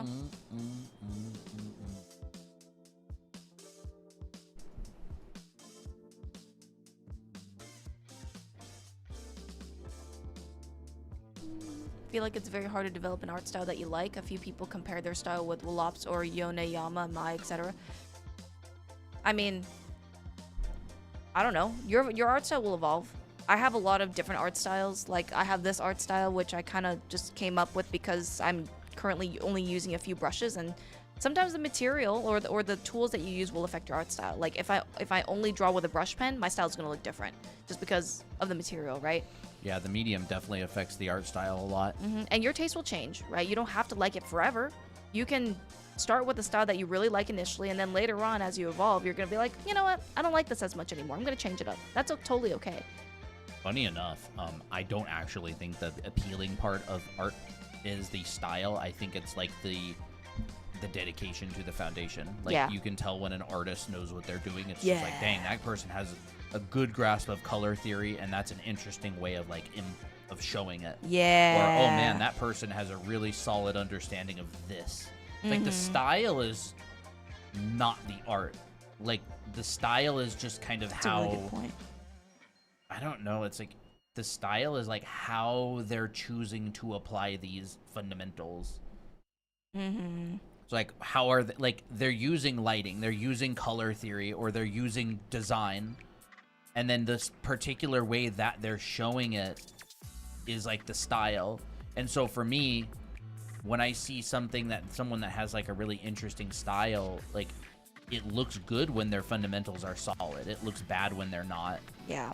Like, if someone is drawing and they're just, I don't know, their proportion or anatomy or perspective is just very, very off, style cannot save that. No, like, it there's cannot. nothing about a style that can save, like, a bad design. That's so true. Or, like, the proportions are terrible, or the character is not lit consistently or correctly in any way, or you don't know where to, like a bad focal point, for example, like, you don't know where to look. Yeah. Like, all these different things. It's like, I don't know, that's kind of how I see it. To me, doesn't really, I don't know, like, style is just kind of the way that these same fundamentals are being applied. Like you look at Reno Tuna's work, for example. Like you look at that work and it's just like, wow, they really know their like 5 value system. Oh, for absolutely. shading. Like people who don't know the 5 value system, they just know the art looks good. Yeah, They just go, and they wow, think it's a style. that style is so good. But like a professional artist will look at that and they'll go, man, look at the grouping of those values. That's amazing. It's like foundation. It's like a specific way that they show foundation. Like, wow, that shirt that they rendered is really flat. Or, oh, I like how they put the contrast between the light and the shadow here. They really do have a good grasp on this fundamental. Yeah. Like you look at any like really high level artist, they're never like unfamiliar with the fundamentals. They're always, you know, like you look at WAP, it's like they're very good at materials. They're very good at like those fundamentals, like design, focal point, figure drawing, you know, implying skin through the material. Yes. They're good at rendering. You know, not They're to good at say that things. an art style isn't like their particular style or the way that they do things isn't hard. It's like it is. It's very good. It's very high level. Like the hard part of it is the good fundamentals most of the time. Like you look at Gene Bond stuff. Oh yeah. It's like his style. His style is like really, really, really good at drawing fisheye lenses and perspective. That's very accurate. It's like a Kim Jong-gi type thing. And it's like if you wanted to replicate Gene's style, you would not be able to separate it from the very, very advanced perspective. It is inseparable. Or like if you wanted to replicate Reno Tuna's style, you would not be able to separate it from the very good, like limited value rendering, or like the very bold, well-designed shapes, which is like a fundamental. It's inseparable. I don't know. It's just that when I look at someone's style, I think about that. Like a musician or something. It's like, wow, that person really understands, you know, this particular concept of music theory or something, and like that kind of like gives the style. Yeah. Good point. A lot more pink. Or like JP, for example, with his cooking. Like he's insanely knowledgeable about cooking and the culinary arts. He's taught it for many, many decades. Just a master, literally a master.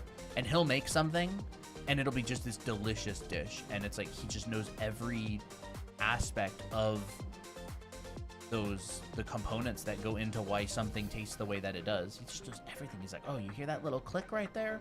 That means that this is ready. And it's like, oh my gosh, dude, that's crazy. Like I never would have known any of that. That's an inside shape.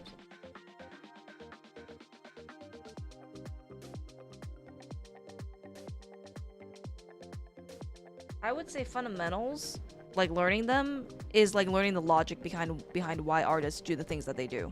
Yeah, it's the language. It's the language. And like, Definitely. you know, artists don't do things for no reason. They do it because they're like, I want to show this. Like, I want to make a high contrast piece. So that's why I'm putting my shadows this way.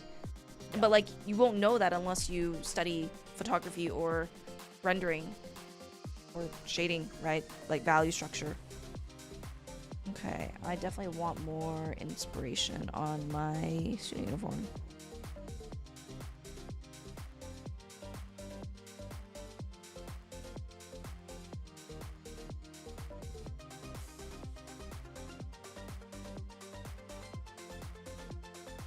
I just joined. I saw the live on YouTube and got me here. Looks nice. Thank you.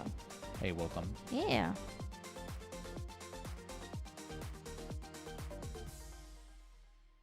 It's a good one.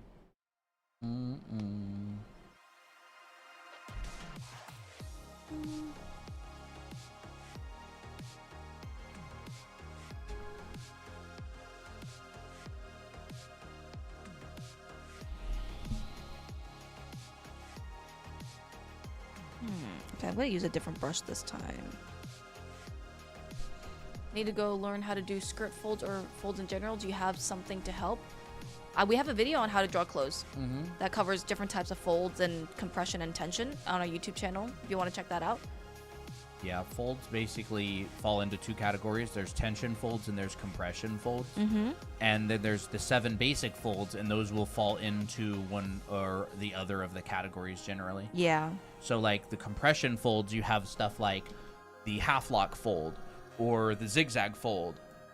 For like for tension folds, you have like pipe folds or diaper folds, and you can break down a figure and identify what kind of folds are happening based on whether something is like compressing, like pushing together, or pulling. Yeah. If you take like a clothing costume drawing class, they'll explain a lot of this stuff. Yeah. We have one in our school, but check it out here. that's kind of how it is. And of course, you'd want to study a lot. Like you study and practice and have direct observation. I teach you exactly how to render like this in our school.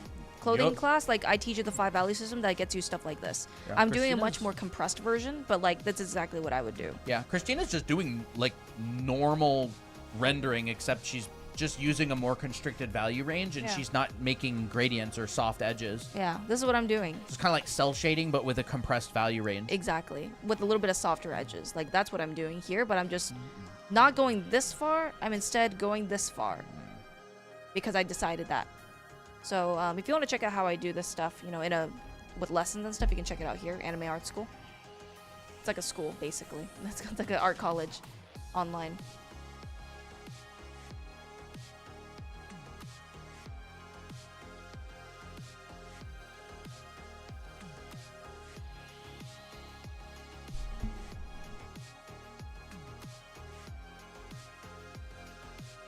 Like she could explain how she's doing what she's doing, but most of it would just be going back to that foundation. It would.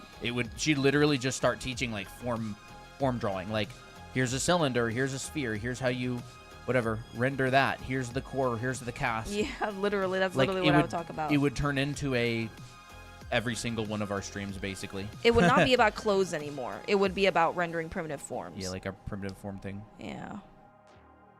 Because it's not about clothes. It's about, like, what's the form. Because, like, clothes can be anything. It can be, like, really soft. It can be really, really tough. But, like, if you don't know how to render cylinders or boxes or, like, what kind of basis can you reference it from? Like, when I look at this chest, I'm thinking, oh, top of the box, bottom of the box. That's all I'm thinking about. You can see that's literally where her shadows start. Like they're Literally. tension points. Yeah. It's a tension point. That edge of the box is a tension point, and then those folds come down, and she's kind of like rendering it like a really loose pipe fold or something. It's like just Yeah. kind of wavy. It's not $497 a year. It is a one-time payment. It's one time. Yeah, it's a 1-year program that costs $497 for the whole thing. You have it forever. Yeah, you own it forever. It's like a college, and you most likely won't get it through it in a year. And that's great that you own it forever because of that. 12 weeks. What are you talking about there? Each class is around 14 weeks long. Yeah. The figure drawing class is 12 weeks, but I'm planning to expand that later on, so it might be 14 weeks later on. Yeah, it's 12 weeks right now. Yeah, it's 12 weeks right now. But yeah, the program goes through 3 different terms.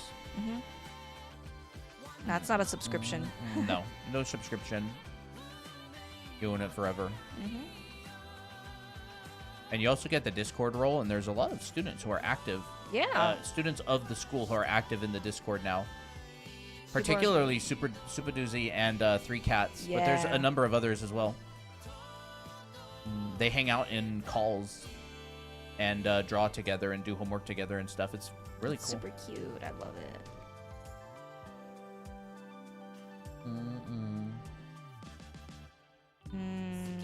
Eraser. This is a really fun painting, honestly. I'm really having a good time. I'm It's just like, drawing like a fold thing. oh, nice.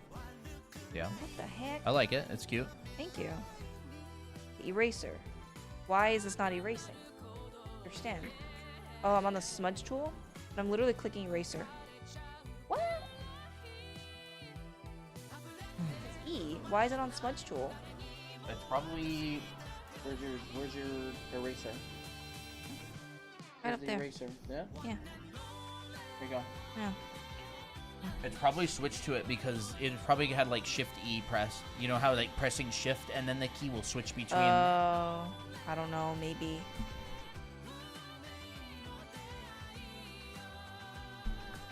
Can you help me draw folds? We have a few clothing drawing TikToks if you want to check it there. We also have a video. I would say folds. I don't know if I want to go to a whole demo right now, but this is what I think about.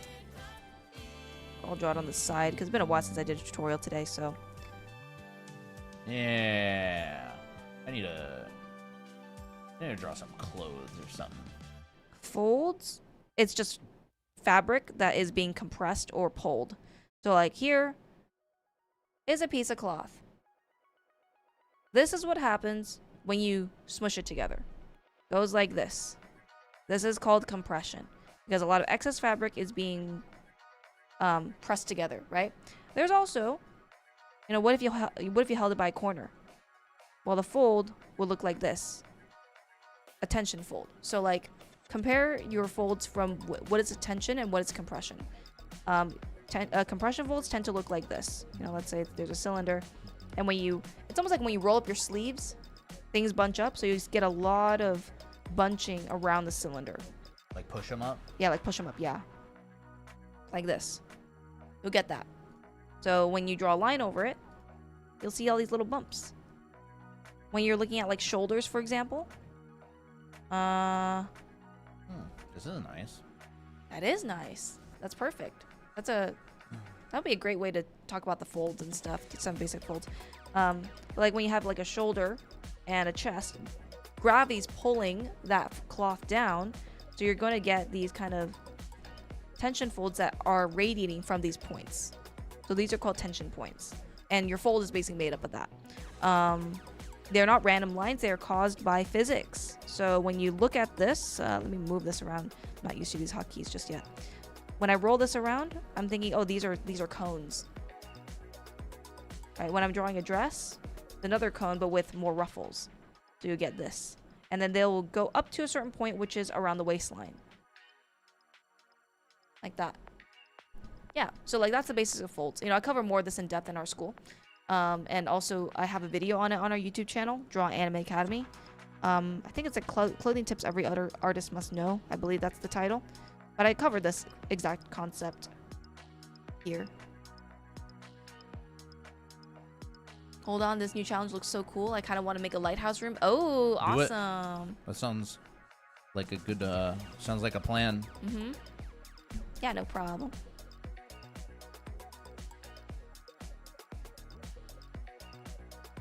Okay.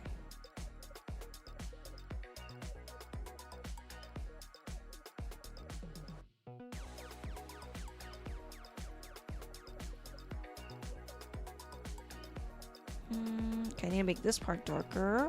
I like using purple for pink shadows. I don't know, makes it look really cool. I might go in with a lighter pink. Purple for pink shadows? Oh, oops. Yeah, like purple for the shadows for pink things. I should say. I didn't say it correctly. Yeah, it is pretty fun. Well, I mean, red would be cool as well. Red would be cool as well, absolutely. If it's I mean, are you going cooler or are you going warmer? I'm going cooler. Nice.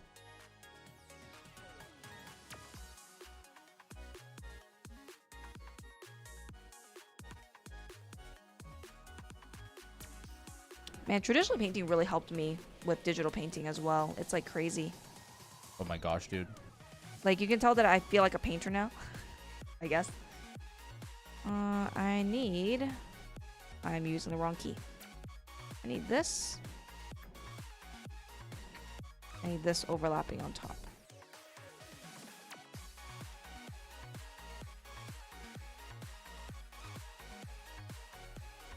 I find that just painting on one layer is really stress-free because you just paint, like, anything that you don't want, you just paint over it. You don't have to search for another layer. Yeah. You're like, I'm just gonna, boop, cut it out. That's why I work on one layer a lot of the time when I paint. Yeah. You just don't have to even think about switching between layers and organization. It's just like complete freedom. Mm-hmm.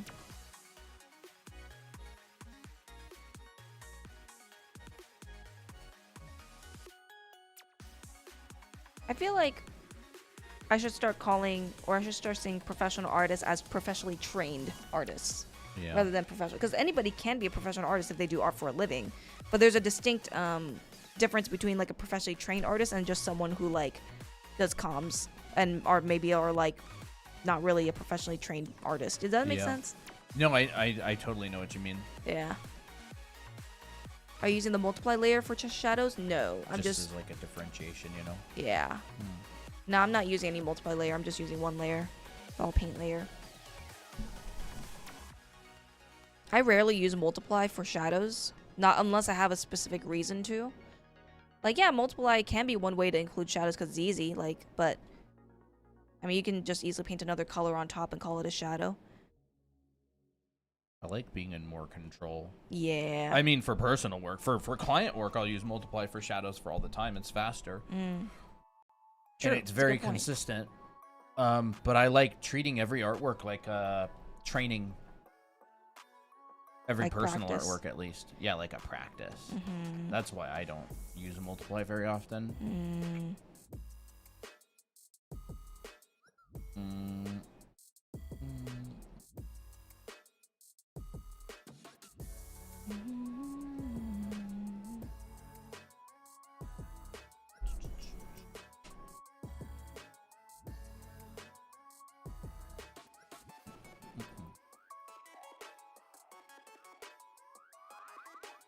Okay. I need these shapes to be a little bit crisper.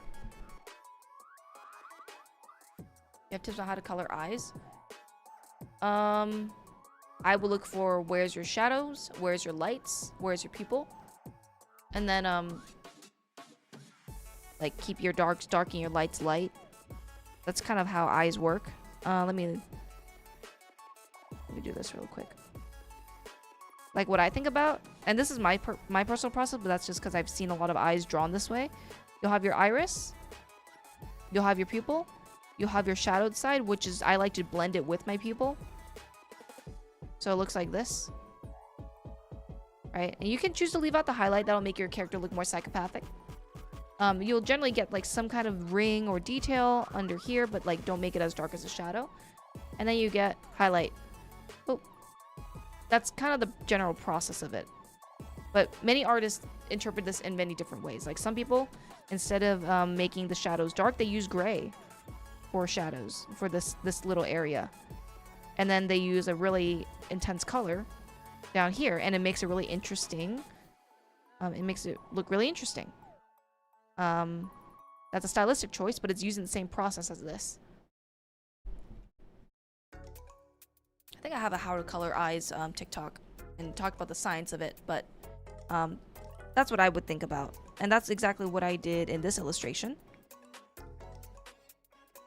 Right. Oh, there's like a lot of extra details in here, but they're all like grouped within the light and the dark section. So like when I look at this, I'm thinking, okay, here's my dark. This is my light. All my lights are going to be down here, and there's going to be like some little shapes in here, but they're going to be not as bright as my lit side. So like maybe I'll just kind of tone these down a little bit. There we go. That feels a little bit better. So I'm going to move that over. These blue bits are like reflections from the sky. So that's why I add that there. Yeah, get out of here, cat hair.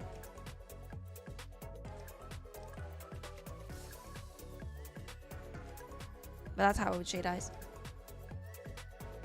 Would you guys suggest the XP Pen tablet versus the iPad or vice versa? Haven't used it. I have not used the XP Pen, so I can't really say.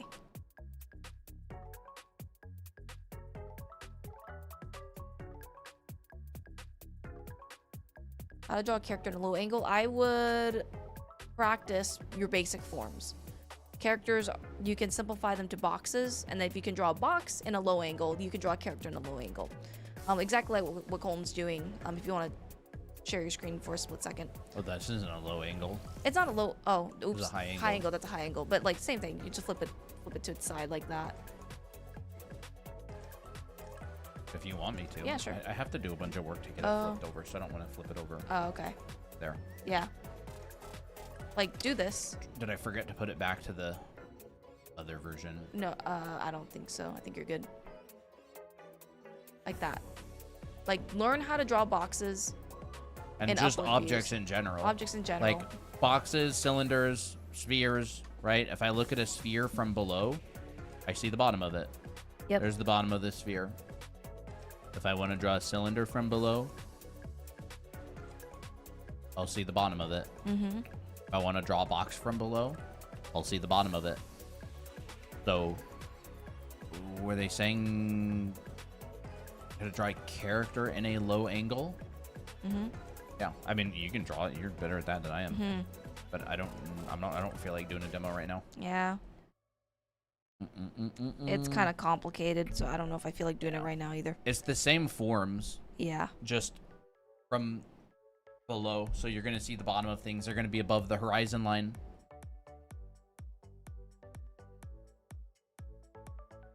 You know, your ears are going to be low. Yeah. Your ears are going to be low.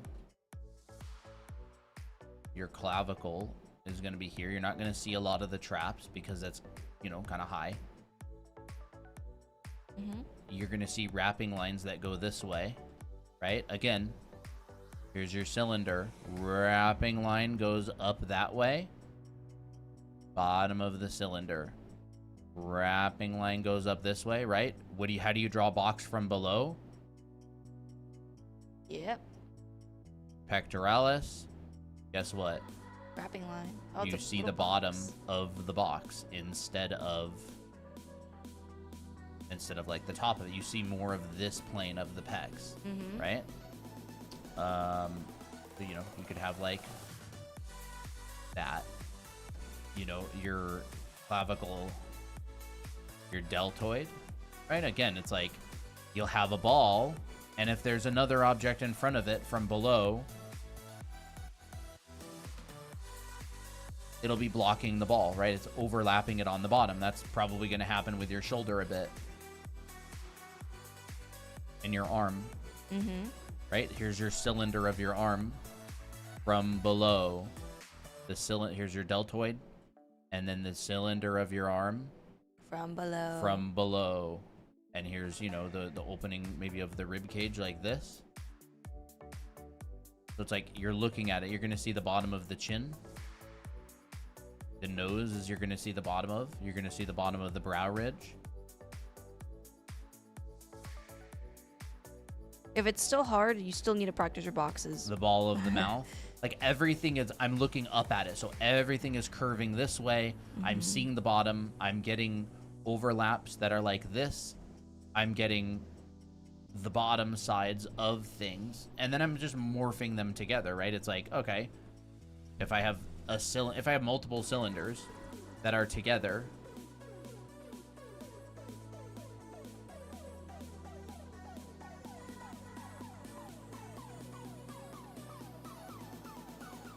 you know, it could just be like, oh, we got that. We got the deltoid going over that. We got the hand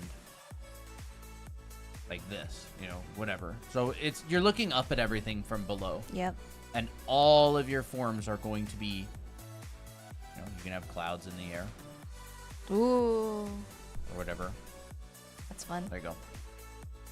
The low horizon line. Yep. And you can start with, like, you know, your pelvis, assuming you know your proportions, right? Because, like, this depends if you know your proportions, you know your forms. So, like, if you want to draw someone, like, way below, you're going to have to, like, really extreme stuff. Like, oh, here's, like, your leg. The bottom of your legs may look like this. Here's your chest. Your head may be really, really tiny like this. So, that just depends. I'm ready to wrap up. I'm ready too. Is it cheating if I use 3D model as a guide on my illustration? Who are you competing with that it would be cheating? It's good your point. illustration. You're not. Who would you be cheating against? It's not like you're competing with anybody. It's true.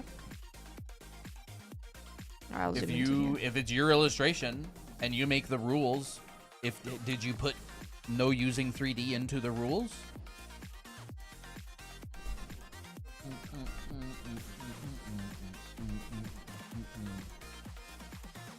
If it gets you to where you want your artwork, I don't think it's really considered cheating. It's like, I don't know, like I mean, who it would be the party that's offended if you use 3D in your own illustration, like, there's no rule guide out there. Like, you're the one who's deciding. Like, I don't know. You tell me, is it cheating? Like, that's not for me. I'd use 3D any day. Yeah. A lot of artists use 3D to help with their work.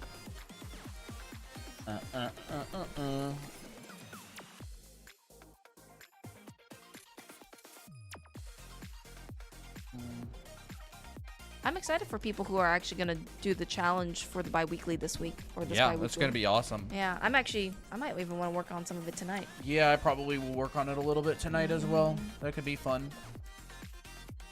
I did do a little bit of this doodling to kind of get warmed up for it. Yeah, that's good. I really like your little nostalgia corner. It's cute. Little Very nostalgia nice. corner. Yeah. I don't know. I was thinking about doing maybe like the treehouse again, but then I was like, well, what if I did like Abby's room as a kid? I don't really know.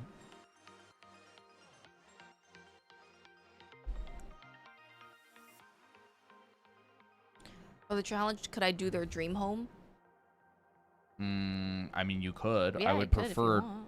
to do their actual place that they live in, but it's up to you. Mm-hmm.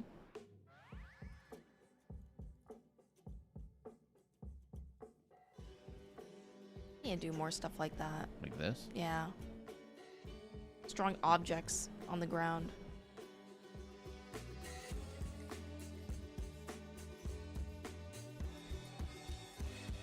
Do you guys know any artists on TikTok that go over perspective/background art? I don't. Not TikTok. No, not TikTok. I'd never look for artists to teach stuff on TikTok, really. Me No. personally. Not saying that there aren't any. I would just never look. I would much look on YouTube. I know some people on YouTube. I'd recommend checking out Gene Bond. He's got great perspective stuff.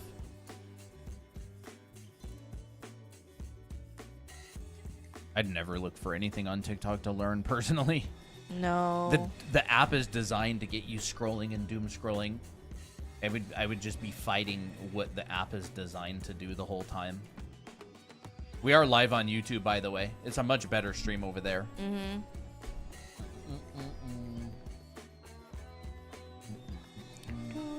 I might just continue this illustration in a over-the-shoulder shot later on. Yeah, or you could just finish it on your own. Yeah, that's true. Or I can just finish it on my own, yeah. Well, I mean, like, I want the camera to get that shot, like, of me working on it in a different view. Cool. We'll see. Do you guys ever take your students' art and critique it or give constructive tips? Sometimes, but it's not very often. Sometimes. I have paid mentorship students Yeah. that I critique. We do have paid mentorship programs, by the way. Mm-hmm. We have But, been tossing we do around. Yeah. Critique streams every once in a while, but it's for whoever who submits. It's not just students, but we are biased towards our students, so we'll Yes. usually pick them. I think you should show it on stream, what you're doing. It's This? so cool. I love it. I love seeing this kind of stuff. Just a little nostalgia. Yeah, I love the room cracks thing. in the wall and stuff. We have been tossing around the idea of doing like paid critique sessions. We haven't really set anything up like that yet, though.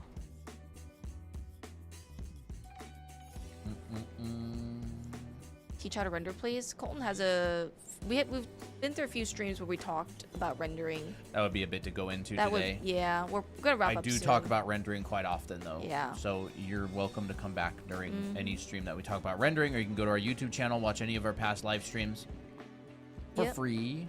Talk about rendering quite a lot. Yeah. I also have an entire class on it in my painting class that I teach in our school.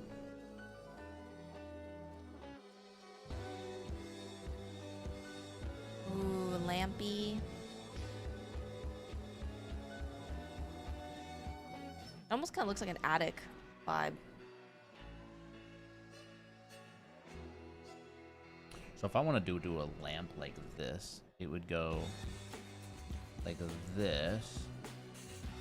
Here's my minor axis. I do not know that. I don't know what Tamakiso is. Does the perspective class have any regional restrictions? Regional restrictions? I don't know what that Do you mean means. the live class? No. No, I don't think so. It's an online class. It's online. Mm-hmm. You can get it from anywhere. Mm-hmm. It's on Zoom.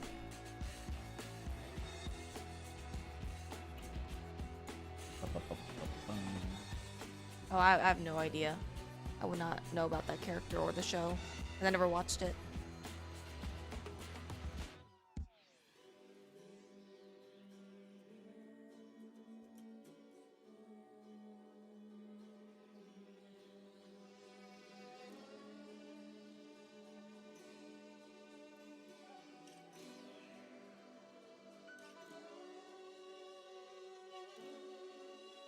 Cool little lampy. I like that you're just constructing it with just that cylinder that you were talking about earlier in streams. Yeah, I'm just thinking about how these things are built. They don't really, well, this one particularly doesn't actually come around like that. It actually just goes like that.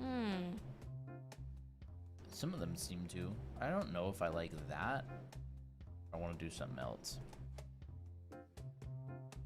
What app do you use? Colton is using Photoshop.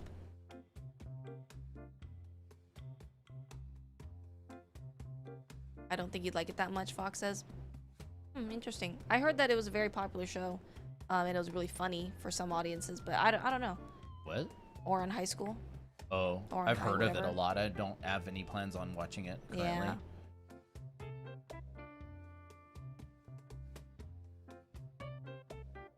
The room already screams early 2000s to me. Early 2000s in like a grandparent's like home, in like a storage room or something. Yeah, I don't know. I'm just drawing random I love your line weight in this. crap in the room. I don't know.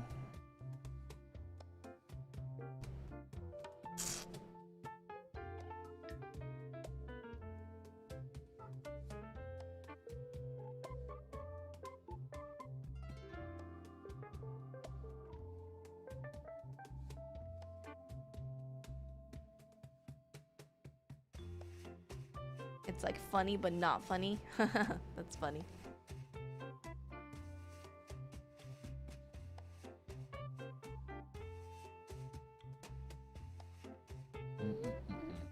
What is the minor axis in art? The minor axis of an ellipse is the short side. So that's where the cylinder points. The long side is which The way? major axis. Yeah. This points at your vanishing point. So for example, you know, if I'm drawing an ellipse standing up, it's going to point down. So this minor axis would be right here. And if I drew one up here, it would be much more squished. Just because of the perspective. So like if I drew a giant cone right here, it would look like a giant Nuka-Cola bottle or something, right? Ooh, cool. It would look like that. I wouldn't be able to fit it in there. This is too close to the wall. But that's the minor axis. Is it determines basically the direction. Like if there was an ellipse right here, this would be the minor axis right there. Wait a second. See? I think what you just did was genius. You put a cylinder inside the pipe fold. I mean, that's what I'm thinking about with all these. Yeah. But like, I think that is actually a really good breakdown for drawing clothes and folds. Yeah, like pipe folds are literally pipes. Yeah, literally. It's a pipe. So your folds a lot of the time, like again, it's like it'll be like this, and it'll be like this, and it'll be like that. These are like, you know, coming more towards me. So this is kind of side. This is a little bit more facing me, and this is like a lot more facing me. And I'll literally think of clothes in terms of this. Like that would be the bottom of something. So like this is facing me more than this one is facing me. It's not a perfect ellipse because like clothing is organic and stuff, but if you want your clothes to feel really dimensional, you know, it's like Like a little road. yeah, I mean, if this is a ribbon, like this is going up. So like in a front view, it would look like, I don't know, like that. and the other view is looking at it from this way. So it's like coming up, right? I could even do this more extreme here.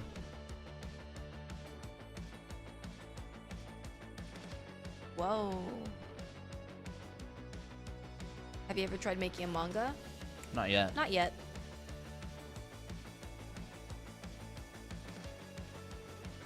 And then I show those overlaps back there. Yeah, don't forget those overlaps.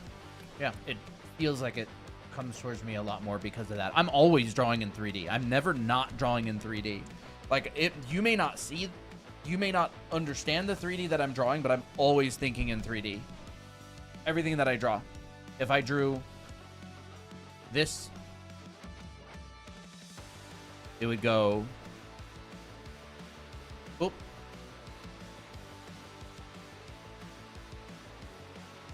Oop. Oop, that would be my primitive form. And then this would all be bunching. And then this would be, you know,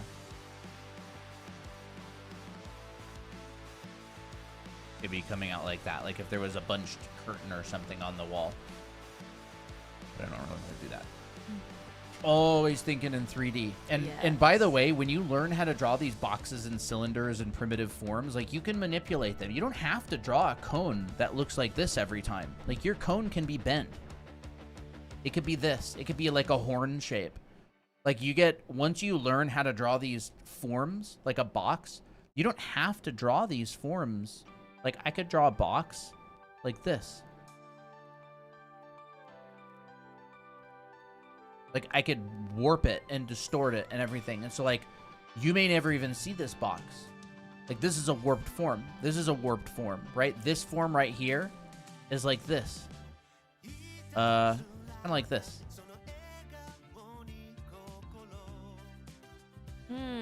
It's like a cheese wedge. Cheese. Yummy. Right? There's my form that I drew.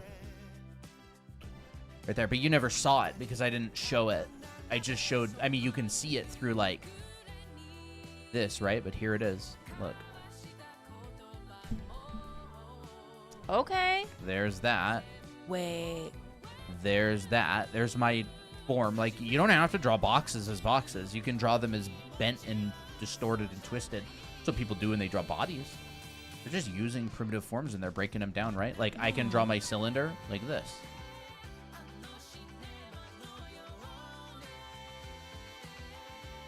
There's my cylinder. And I could put another cylinder against it. That's doing the opposite. Oh, seeing you draw that TV just made me inspired. You know, do more stuff like that. I'm honestly quite impressed with this tablet. It really makes drawing feel really fun. Dude, it is. It feels fun. like, I don't know, so natural.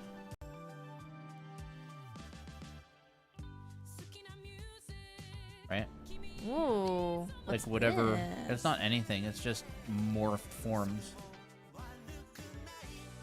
This could be like how those people draw like their legs. Oh yeah, the pigeon foot, Yeah. pigeon toe. It'd be like the little undie shape or whatever here.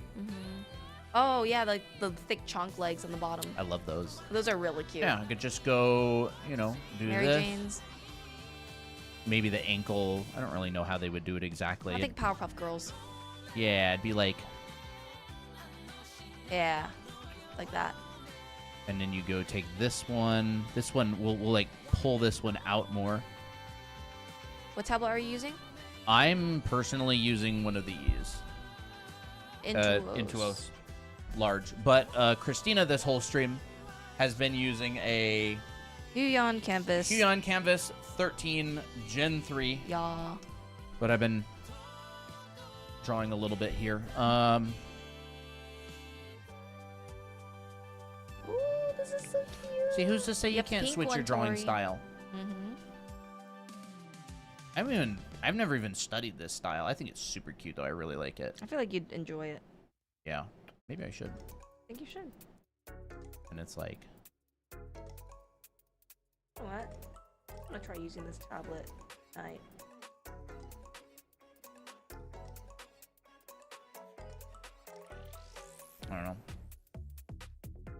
pink one? Yes, the pink one, definitely. The only one that is worth having. Yeah. And if I do this, boom. The heck does a basketball look like?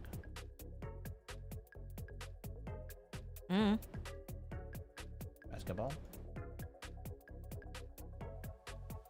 I don't know what the lines on a basketball look like. Okay, I get it. It goes like this. So we got a center line around it, and then this one goes like that. And this one goes around it. And then this one does the opposite on the other side. So and it goes like that. I need to practice drawing a basketball a few times. I've never drawn a basketball really, or it's been a long time. So I'd go, okay, we got this, and then this goes like that, and this goes like that. So if I look at this from like a top view, it kind of feels like it's like this.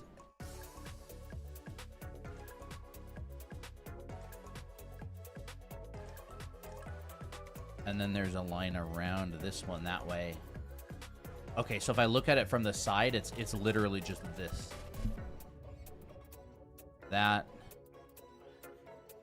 That's not really a very good circle, is it? It's better.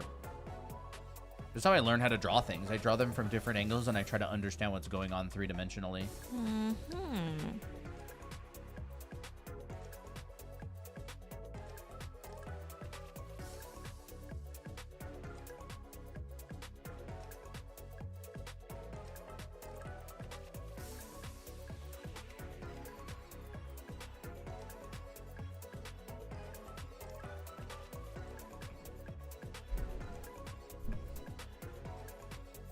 Yeah, and then there's obviously angles that basketballs look better from.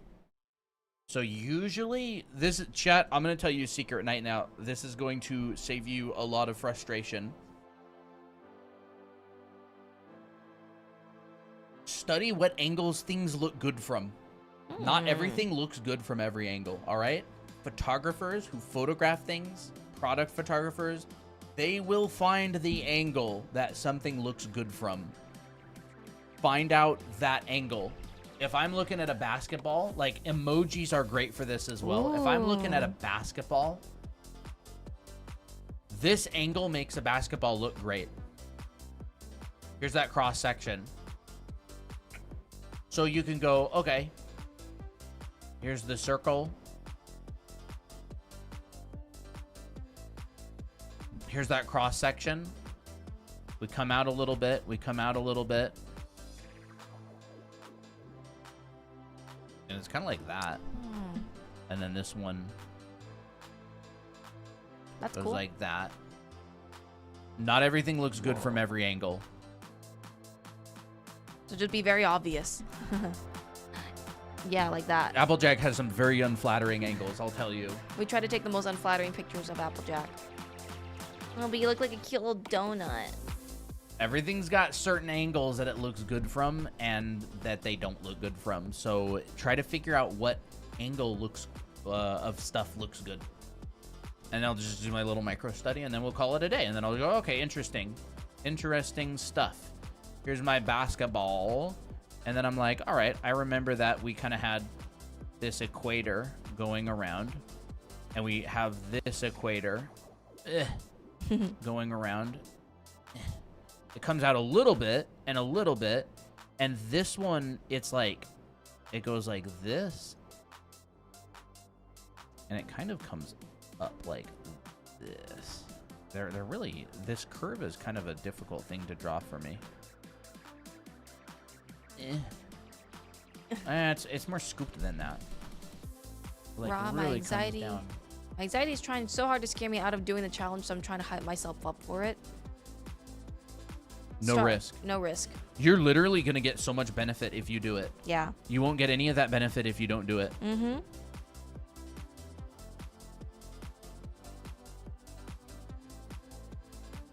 Don't worry, it won't scare you. It won't bite you. Just do Actually, one little accessory at a time if that helps. Yeah.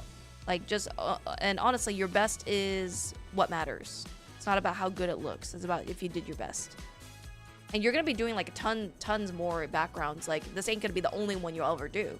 So that helps a lot. Show the TV. I want to see the TV. This? Yeah. I think someone was trying to draw it and they were like, oh, how do you do the frame? The frame. Like, in my mind, the TV just looks like this. In a side view, it kind of looks like this. Oh. Right? This is a pyramid. This is a box. So I've got a box. Let's draw it like this. I've got a box. And then this is like a pyramid shape that connects onto the back of this, right? And so here's the back of it. Let's draw through this. And then we've got this box on the back, and we got like a pyramid that comes in. And I'll only see that much of it. So the pyramid, to me, it's like rounded, but it kind of looks like this. If I understood it correctly. And so this is attached to the box, right? This is like a facing down TV. I can draw it in like maybe a little bit of like a warped lens or something. Yeah. And if I remember correctly, sometimes there'll be like a little thing on the backside, and then maybe there's like, I don't know, something like this up here. Maybe the cable comes out.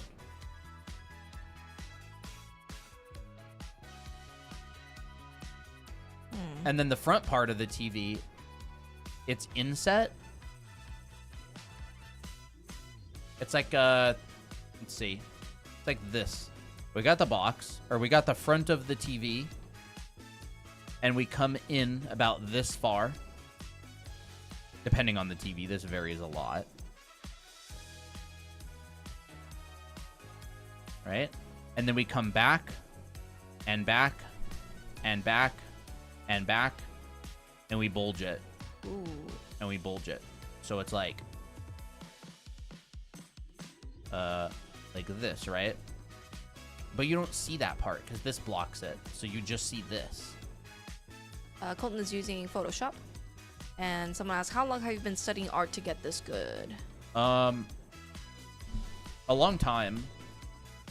I'm not really that good though, but I have been studying art for quite a while.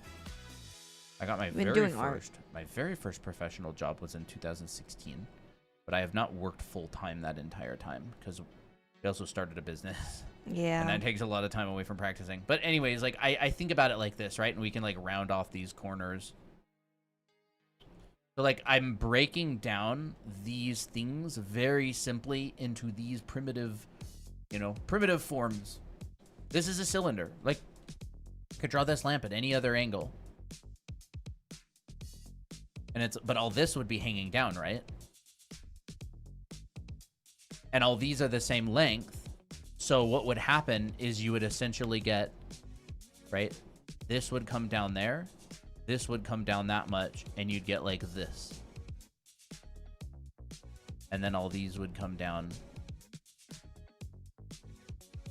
to that length.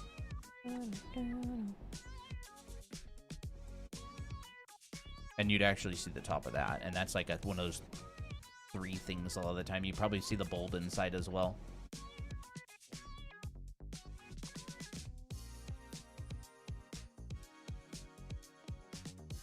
I'm just drawing primitives over and over and over, right? A cone. That's a cone, except it's cut off like this, right? That's a cone, cut off, minor axis, cylinder, minor axis, boxes, and then we're just doing like slight modifications to the boxes. We're going, here's the front, and I'll go middle, pull down, pull down. There's the middle, and I'll arc over. And then I'll go middle, pull down, arc over. Middle, pull down. Here's the middle right here. Arc over. Middle, pull down. arc over.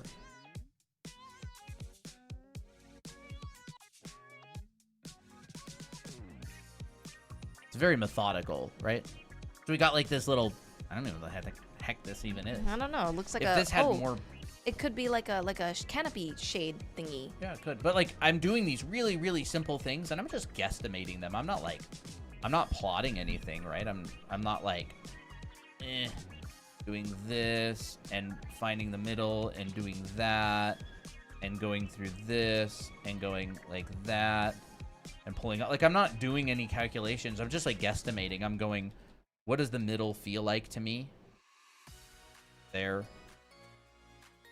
And then we can see if we're right.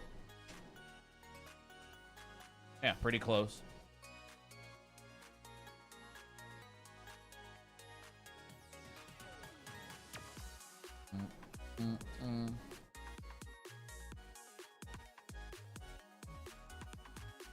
Like, these are all very simple objects. I'm not drawing any complicated forms. We did a couple of more complicated forms yesterday. The heck are those? I don't know.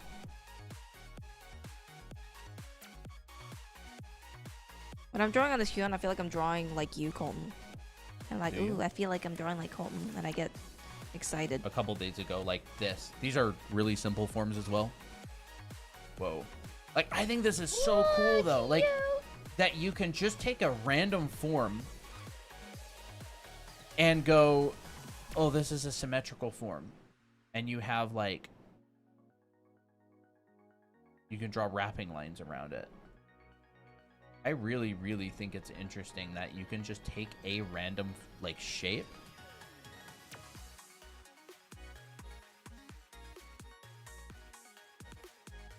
and you can go in 3D. Is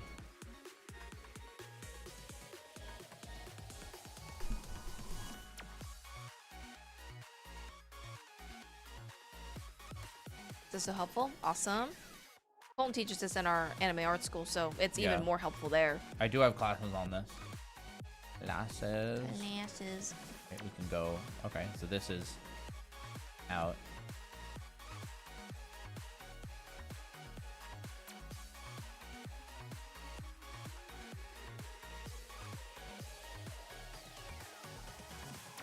I do like drawing alligators a lot. They're kind of fun. These goofy.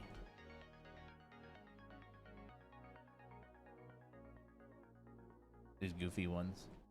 Oh, I love them. I love them so much.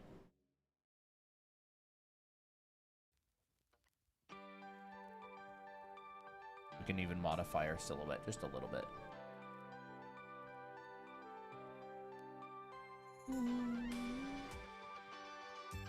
Okay, go back to my room. All right.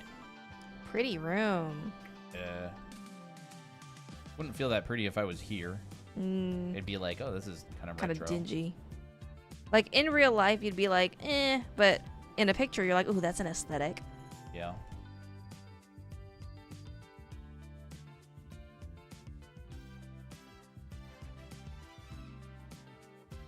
I like that you're just constantly adding more and more stuff, and like and all of a sudden the room disappears. It's great. You know, you can make the silhouette kind of interesting by just adding like words that come out. Okay. I'll do that a lot. Pro tip.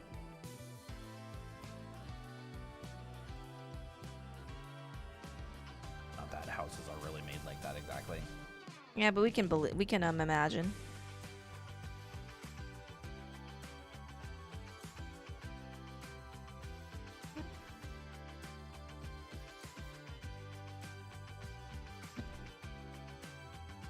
Because line work isn't really real. I learned this back in school. Since line work isn't, like, real, it doesn't really exist in real life.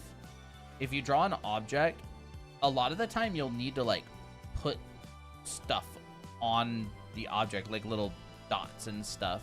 So, you know, if we have, like, a form or something like this, cutting it and having, like, a capsule or, like, a form or something, I don't know what this even is. Maybe it'll be, like, a little truck. But I'm cutting it, having little areas like this that cross over the form really give a good indication of what's happening. But also, if you don't have anything like that, you could just add like dots to the side. I had some classmates who did this a lot. They would like if you have a box, like how do you show that this box is there? You like draw stuff on the sides of the box. You just like put like Little dings. yeah, like little spips and Spips and- speps. It just like kind of serves to solidify the surface. You could do it in a lot of different ways. It doesn't have to be dots. It could be like this, like hatching or lines. It just adds a little bit more extra detail than making it sterile. Yeah, because in real life, you can see the surface of an object. It's not just this empty void space between lines. Like in real life, there is texture and stuff going on. So like you can imply that. Like in line work, we have to figure out different ways to show this. People went bananas over this on Instagram, dude. Oh yeah, they did. I added a stinking a chip. They're like, what? Oh my gosh. I added a chip to the side of just a rock in a painting and put it up as just like a little clip on Instagram. Oh my gosh, dude. It's like almost 1 million views. Everybody's like, what? This is crazy. I'm glad they like it so I'm much. glad too. But it was just a basic little thing. I don't know.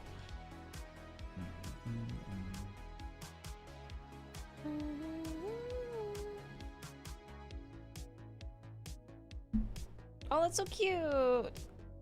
The trick that we saw earlier. This is Photoshop.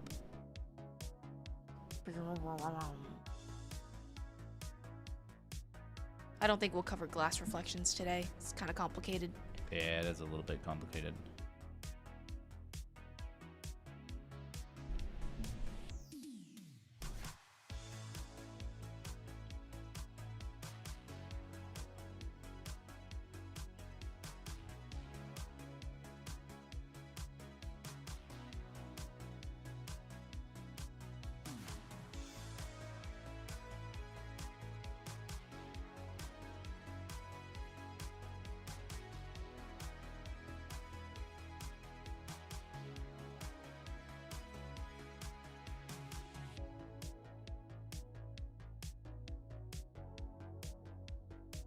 I don't know. Wilson, we never watched Castaway together. What is that? I never seen it. Oh, is that like the... We didn't watch it because it's so stinking long. I don't want to spend like 3.5 hours watching a movie if we didn't have the time. Well, I have no... I It's don't... a long movie. How long? Like 3 hours? Yeah, retro TVs are very thin or very very thick. What? Yeah, it's a long movie. I don't know. No idea. You could paint that, honestly, and post it on like an Instagram. Hey, maybe I just make this my room design. I don't feel like anybody of my characters would have a room like this messy, though. Like, No. falling apart and stuff, you know? What is this? Like, painting? Maybe a painting. Who knows? It could be Miki and Miko's attic. I don't know, not that. It would be disheveled and Maybe stuff. it's like a house that they visit. Oh, like yeah. an old house. Maybe it's like... Haunted. Could be a map in there. This is a map. Yeah. Ooh.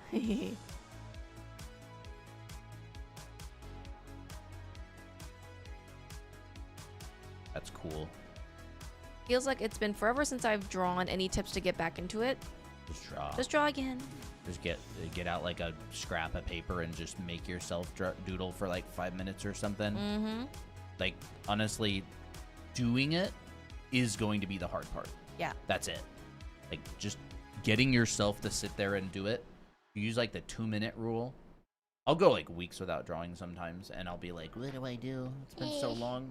How do I approach this? And it's just like copy paper and a pencil, yellow pencil, and that's it. Mechanical pencil, whatever. Ballpoint pen, Bic ballpoint pen.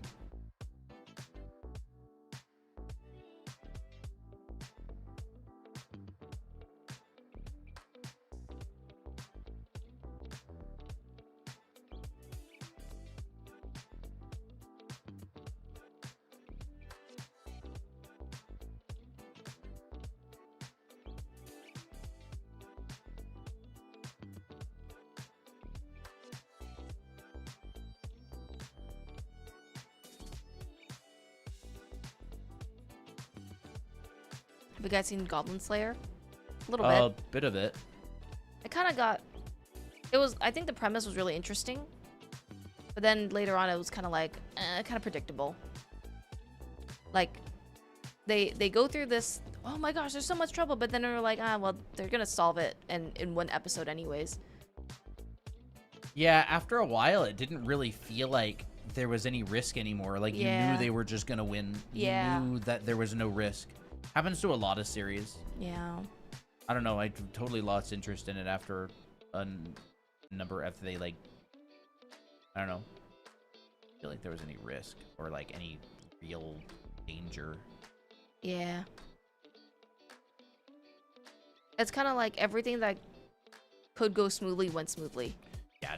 But it was promising, like, oh, it's gonna be so dangerous. Now that's my opinion. My opinion. Yeah, So. like, it's gonna be so dangerous. Oh my gosh, this is such an unbeatable, crazy dungeon. It's like literally they just annihilate it. Like, they do so well. Nobody is ever in any danger. I didn't. After a while, I thought the beginning was kind of interesting. Like the first Few episodes, maybe 2 part of episodes. Any good resources for perspective? I just want to get more creative with the way it looks. It's really just the basics that I'm doing. Like, I'm just doing the basics over and over and over again. I'm not really doing anything fancy. You're overlapping things. Like, a lot of this is just design. I'm really spending a lot of time overlapping objects in perspective over and over and over.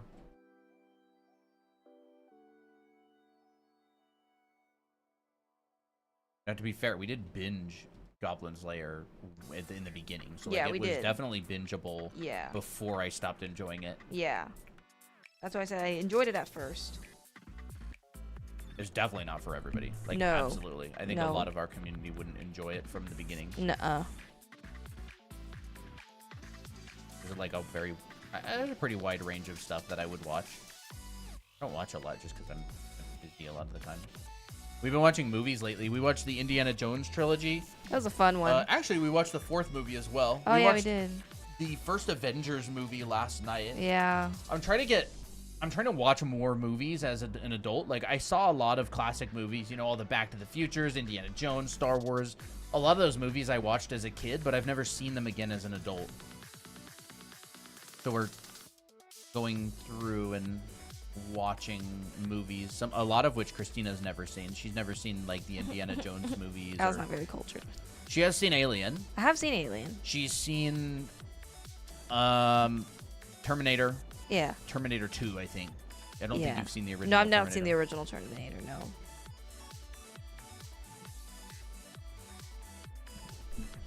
I think Men in Black. Oh, I wouldn't mind watching Men in Black. I That'd be have kinda been wanting fun. to find that and watch it. Yeah. There was a what's it called? Oh, this is off topic, but kind of go back to perspective. I think when people get stressed about perspective, they end up making everything look super neat and perfect. And I tend to get that way where I'm like, oh my gosh, if I'm drawing a table, it's got to look every line's got to be straight. Yeah. And no, there should be no like messiness whatsoever. There's kind of two kinds of people. I've taught a lot of students perspective, and there's usually two kinds of students. There's one that's very afraid of perspective, and then there's another that's very afraid to not be in perspective. And you sort of have to be both. Like, there's people who are really comfortable with perspective and are really comfortable. They have to have every line go to the vanishing point. They're terrified to Go outside shift of that. things off 90 and rotate objects. And then there's the other group of people who are very afraid of the technical perspective. They draw mostly characters, costumes, clothes, animals, and they really don't want to learn perspective, and they're very afraid of the technical side. And then there's, like, you know, variations of those, but it's interesting because people will take my mentorship and they'll be like, I don't know how to not draw in like perfectly on perspective. I'm afraid of making my objects go off 90, which is why I'm a really big fan of the intuitive perspective. Yeah. Like practicing intuitive perspective where you can just, you know, freehand it and go off of the 90 degrees. Like, you'd never be able to make this going only on the grid. It'd be very difficult. Yeah. You know, Oh like man, that's such a satisfying looking room. it'd be really, really, really difficult to do stuff like this, like paper at different angles. What is Goblin Slayer? Is it made by the same person who made Demon Slayer? No, not at all. Not at all. You don't want to watch Goblin You don't want to Slayer. watch Goblin Slayer. It's not a good show. Nah. I'd watch Demon Slayer over Goblin Slayer. At least I binged 2 seasons of Demon Slayer. Yeah, we did, didn't we? Yeah, we did.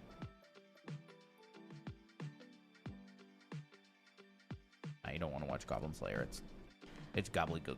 It's a goblin.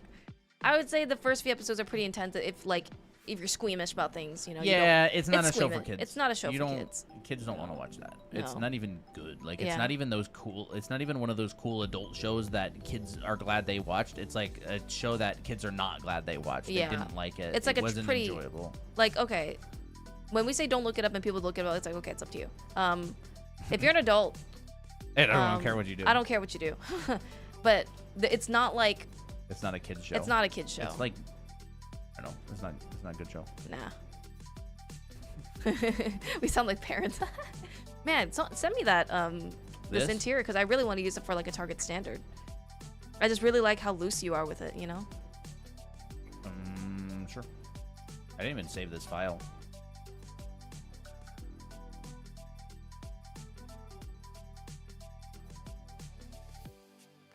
We have seen Mushoku Tensei, and we did like that one. I think the story was interesting. I think the anime covered some weird topics, but Yeah. I enjoyed the progression. I thought it was a show that was really interesting. It dealt with like people who have really big trauma.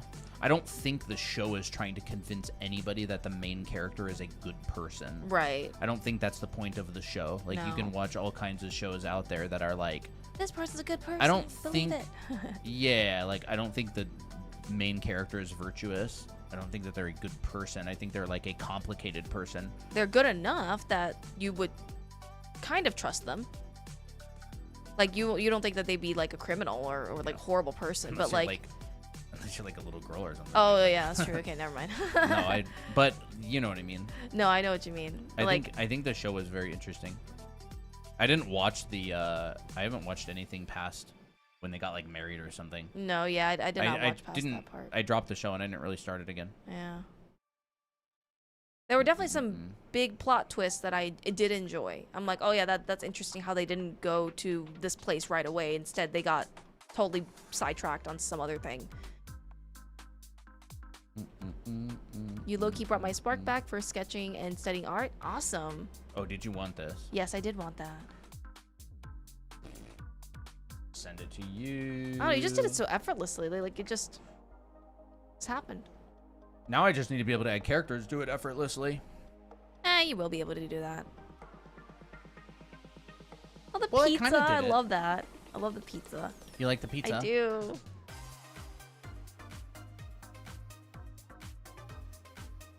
Oh, little mousy. And I want to 64 watch games. Vinland Saga. Vinland Saga Yeah. I do want to watch. I heard that one's pretty cool, like for interesting philosophical audiences.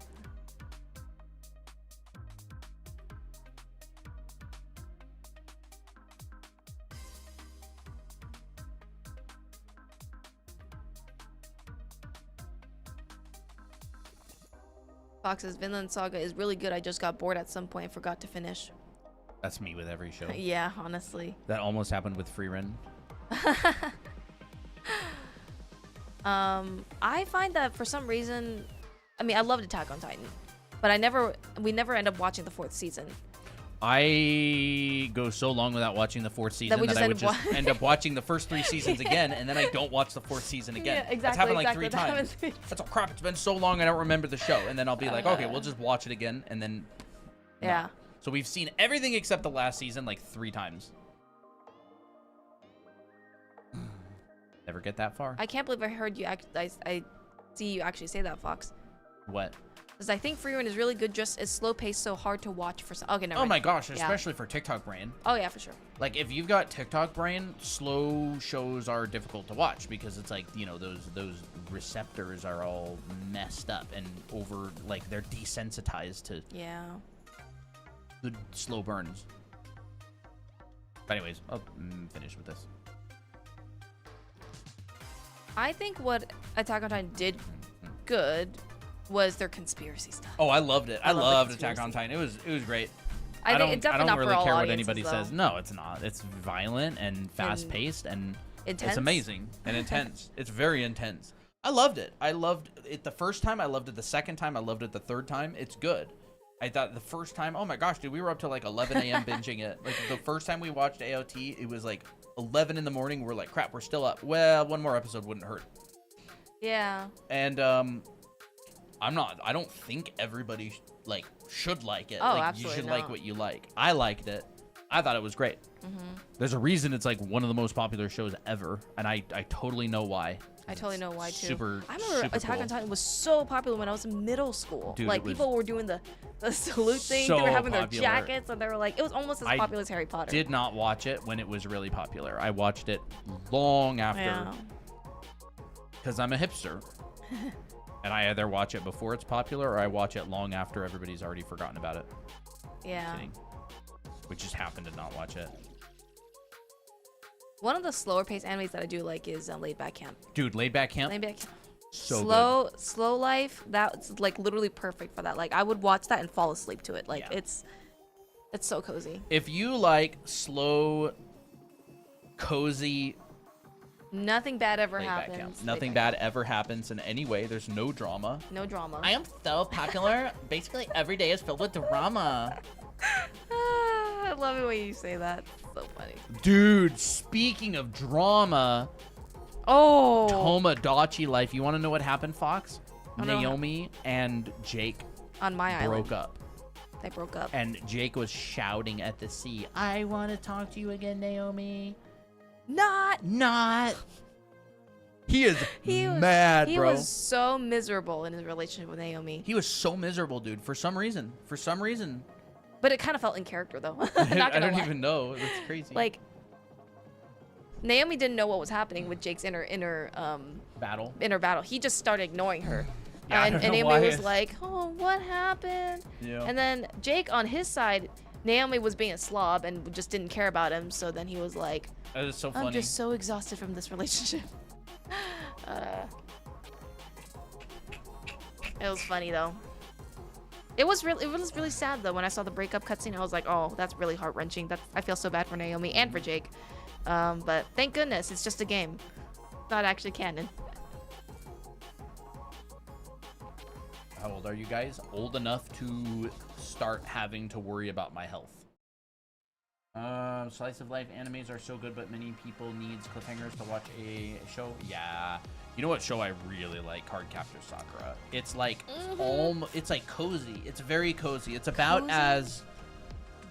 It's about as exciting as you can get, and there's basically no risk. Yeah, You know what I mean? yeah, It's yeah. almost like Pokemon. It's like, Yes! yeah, It's like Pokemon. technically there's risk, but you know it's not nothing bad is actually going to happen. Yeah. But it's comforting Yeah, for that reason. yeah, exactly. Like, Card Captor is. Oh, like there's definitely some creepy stuff going on, but you don't necessarily think like, oh, well, Sakura's just gonna like solve it anyways. Like, no, there's genuine. She has to like solve the problem herself, and she does end up doing it, but like with some help and stuff, which I think is like really great. I really enjoy it. I really do enjoy it too. Oh, and then there's also drama in that show too, which is really sad. You know, when I found out that mailing wasn't in the manga, I lost all interest in reading the manga. They actually ended up adding her back into the newer series, even in the manga. They mentioned her in there. I think Mei-Ling was actually a great addition to the anime. She added extra spice, and she was super cute. I was initially annoyed by Mei-Ling at first, but then like as I got older, I'm like, you know what? I really like her. She's really dedicated. Is Apothecary Diaries worth watching? Oh, I heard of Madoka Magica, all right. I heard it's pretty intense. Apothecary Diaries I heard was pretty good.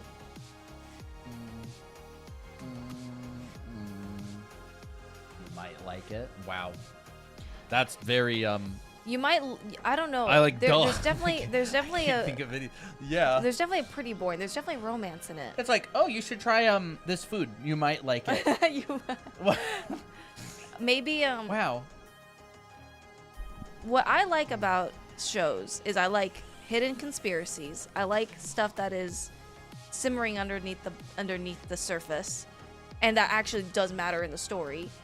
I like slow burn relationships. They're not like immediately attracted to each other day one. I like that as well. I like complicated histories and stories, and people have to like solve through their own insecurities. I like that. You're describing Apothecary? Okay. Describing every show ever. That's true. That is true. I can get into a lot of different kinds of shows. I'm not super. I have a hard time watching things that are just really, really bad. Like, there's a lot of isekais out there that have they're so uninteresting to me. I can't even. Oh, That like happened Yawn with- Fest. That happened with the Water Magician. I thought like the first couple episodes were good, and then it was like they're never gonna lose a battle ever. Like Oh, yeah. when you have a show and it's like every single battle is completely won, and all of the characters, like, there's no risk whatsoever. There's no relationship risk. There's no anything interesting that happens ever. That's when I can't get into a show. My pet peeve, and you know this, because I sometimes will go on a rampage on this, is when all the characters in a show will just like glaze one character and then leave all the rest in the dust. That's my worst. Like, I just hate it so much. If I were to purchase a 500 class, when would that start? Are you talking about the perspective one or the anime art school? You like Death Note? I really did like I Death wanna Note. try I'm gonna Death watch Note. through it with Christina sometime. I never watched it actually. Anime Anime art school? Anime art, if you get it immediately and you get it forever. Mm-hmm. You unlock it immediately. Yep. It will. You buy it, you get taken to create a login, and you're in the school. Like, you have access to it permanently. Mm-hmm. So it's immediate. And we are actually running a watercolor promotion. I forgot about that. So if you do get it before Monday, we have a watercolor promotion going on. We'll get your character, your own original character, done in watercolor like this. And it'll get mailed to you at no extra charge. It's a promotion that we're running. I just forgot to talk about it all day. Yeah, same. Get what you Death Note can. is fast but long. It's good. It's a very high tier anime. I've only seen it once, and I was in high school. Is it like conspiracy as well? I'm sure it does. I'm sure it's got it. It's good. It's all of the We above. liked Parasite. Parasite was a good anime. Parasite was a good anime. Parasite was legendary depressed. tier anime. Yeah, I got really depressed after that. What was the Erased? Erased was very good. Erased was Erased like, was very good. what is this? Where did this come from? I enjoyed this as much as any other best anime ever. Yeah. Erased was so good. We have seen Mob Psycho. Yeah, we've seen the first couple seasons of it. It's good. I liked it. Dude, like, where did this come from? I know. And there's even a Miki girl in Erased, Yeah. which is even better. Who's that? Who's that girl? The delivery girl from Erased? Yeah, I don't remember. She's cute though. Yeah, like, what? I need to watch her. Oh, Oh, yeah. my gosh, dude, there she is. Look, Miki girl. tell me that's not Miki, dude. No, that's very good. That's quite Miki. Ouch. I bumped my ankle. Have you seen Future Diaries? I have Yes. seen some of it. I've seen it. It's good. I liked the terrorist girl, the purple haired girl with the eye patch. She was cool. I liked her. Mob has an amazing story. It is good. I didn't get into it as much as One Punch? people said I would. Like, it's so good. Oh my gosh, what the heck you're getting? And then I watch it and I'm like, dang, that's pretty good. Yeah. I'm not "Oh, like yeah." foaming at the mouth. I would say what got me foaming at the mouth was probably like Attack on Titan. That one got me foaming at the mouth pretty Yeah, bad. not like a fan. Not a fan. Like, I need but, to like, see I was, the like, next intense. episode. Yeah, exactly. I never joined any fandoms. Also, Like, my ranking was really good. I'm Ranking the of Kings. Ranking of Kings. Oh my gosh. That dude. was peak. That is was one a of those good one. 10 out of 10. Never heard of it. you see it and you're just like, how is this How's not this- the second most popular show on Like, the this is face of the rigged. planet? It's rigged. Yeah, exactly. I can't believe like how good it was. It was so good. I would watch it again. It's been years since I've seen any of these. Oh my Healing gosh, is dude. my favorite character. Queen Healing. She's so pretty. It was great. so good. I don't remember the ending. I kind of remember it. I But think actually no, I do remember the ending. I didn't think it was that bad. I thought the ending was fine. Yeah. Bungo Stray Dogs. We've heard of it. People ask if we watched it, but I never did. Amazing setting, horrible plot.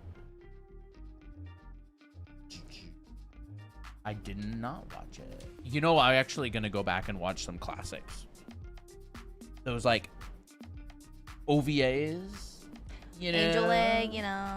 Oh, we should watch that. I want to go rewatch some of the classics. I honestly like. One of the things that's really exciting is like since big corporations making shows suck so much, I feel like a lot of indie studios, indie people who are really passionate about things are going and wanting to get that awesome stuff made again. Like a big studio buys every single IP and ruins it. Yeah. And so you get like these Oh. passion-driven people who just want to make their own thing.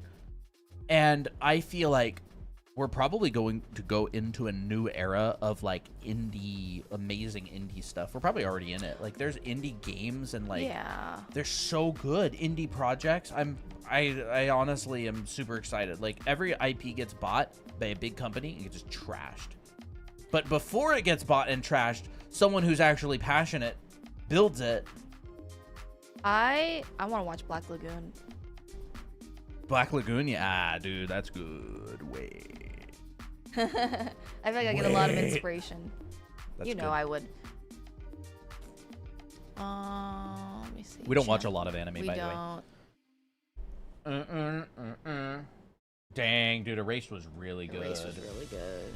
There she is. Oh, I really liked this one anime called Lolo the Sea. It's like a what's it called? It's a slower anime, but it's about like slice of life, but it's about like people from under the sea that go up to the surface, and it's a really pretty drawn anime. Like I really genuinely liked that show. It was cute, and it had like some nice deeper topics.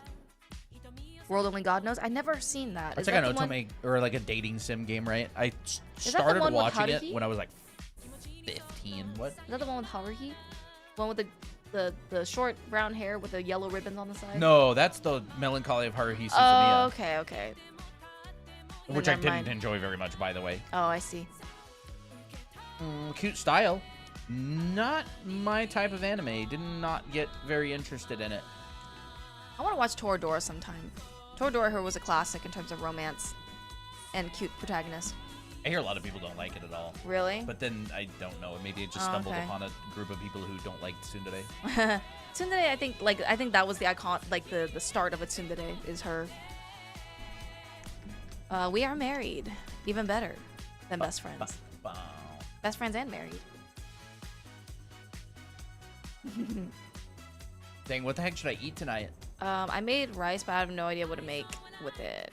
I think. We have leftover hot pot.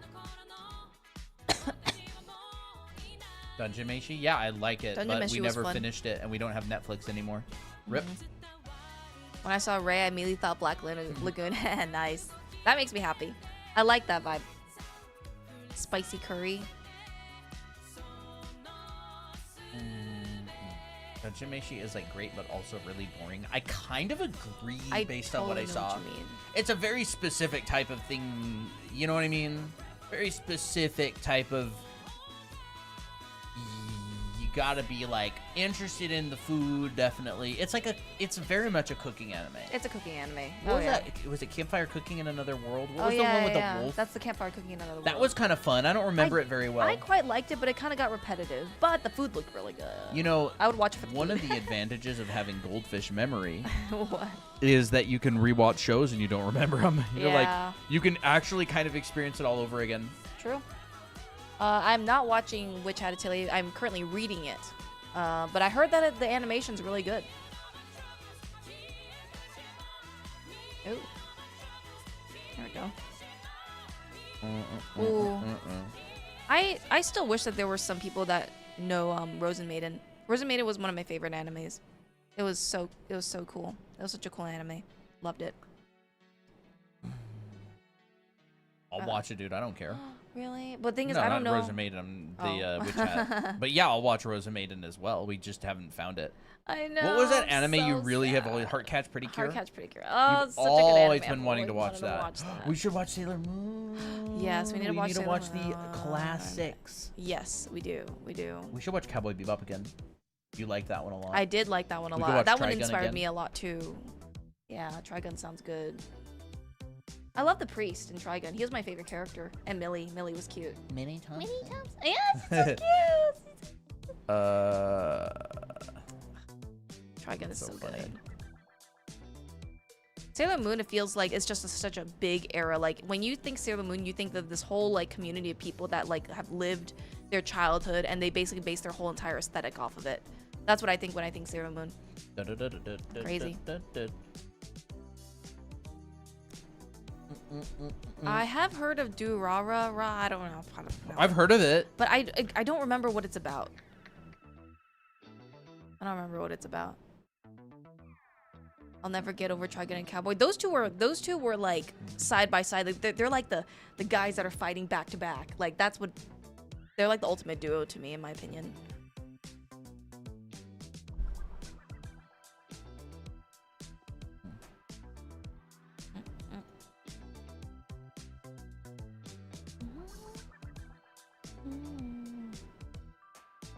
Well, I have no idea what to eat for tonight.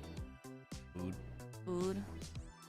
Have you watched a new Trigun? No, not watched that. We just watched the classic. Have not seen it.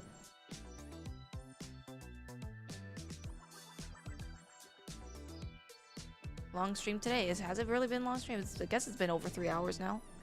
Yeah. I did enjoy Goblin Slayer for like the first season. Oh, yeah. Was definitely enjoyable. Oh, Shield Hero first season was peak. Shield Hero season 1. That one was a really good The one. later seasons were terrible. Oh. Like they were not even worth watching. Only watch the first season of Shield Hero. Hero season 1 was so Oh, good. there was such a good antagonist in that season. I liked it a lot. The first season was the only good first season. Crap, we should watch season 1 again.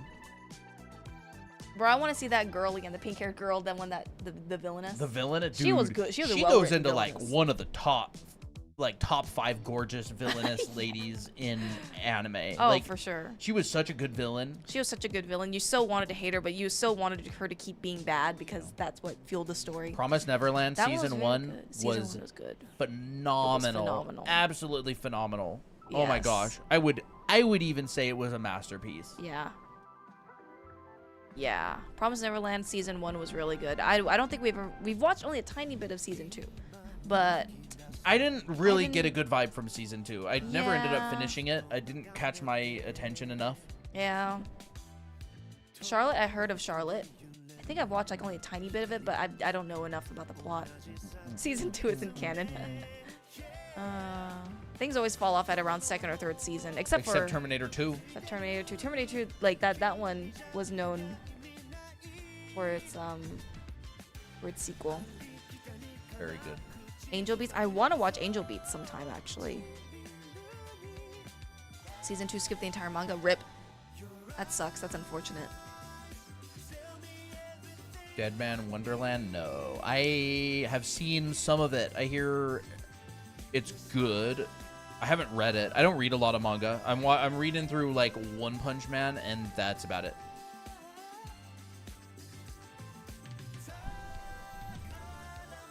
Finished the manga series for Neverland. Haven't watched the anime yet. You probably won't be missing much. Well, unless season 2, but It's worth missing. Yeah, that Season one's 2 worth is worth missing. missing. Food Wars was quite good, except for the very last Yeah, season. we went to a place here recently, a comic store, and for some reason they had the entire manga of Food Wars, every volume on the shelf. I mean, there's only And 30 I asked the volumes. guy in the Yeah. store about it, and I'm like, "You have all the Food Wars," and he just starts cracking up. Yeah. Why? I Why don't you know. have it? I was so tempted to get it. I love Food Wars. It's so good, It's a good so well drawn. Yeah. Dude, the food is just like food. Dang, why am I'm so hungry? Okay. Let's eat. Okay, let's eat. 9:30. Oh shoot. I actually really like One Punch. Good taste, Fox. Good taste. Well, it was fun talking about anime tonight, chat. Yeah. I actually did. I quite enjoyed it. It was fun.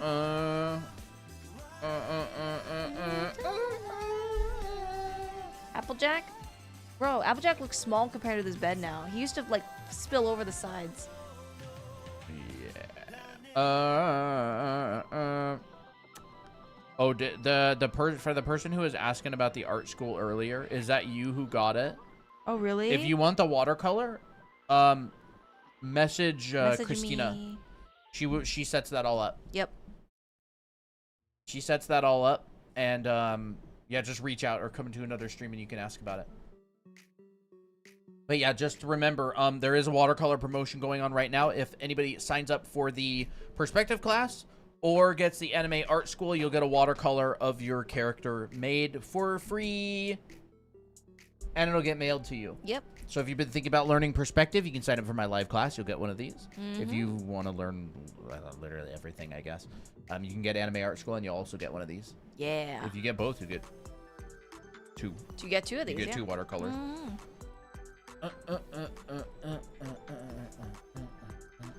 I'm stinking hungry, bro. I'm hungry too, but I don't know what to eat. I don't know. Hot pot?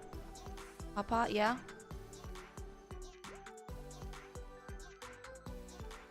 Maybe.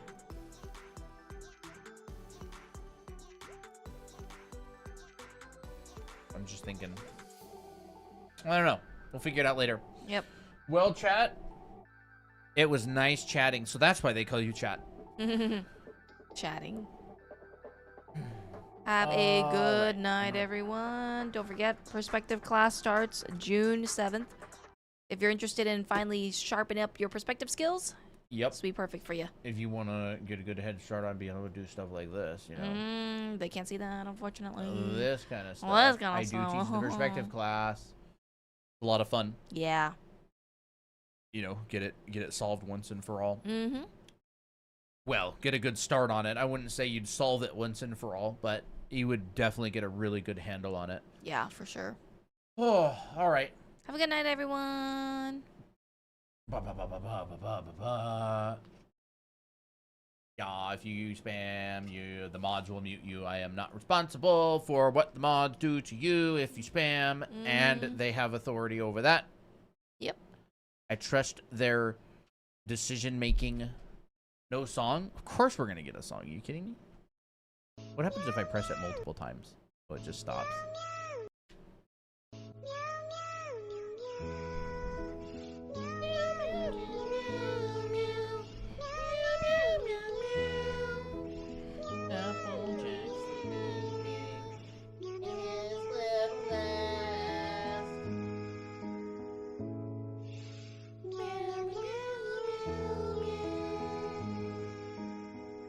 Cat hair in the air. Oh, well, because we fluffed him up. Oh, it ended too early, dude. Good night, everybody. Have a good one. Bye-bye, TikTok. We'll be live another time real soon. Maybe tomorrow. I'm not sure. What happened? The most amazing stream ever happened. You can check it out on YouTube. Draw Anime Academy. Bye. Bye. Bye-bye. YouTube. See you later. Bye.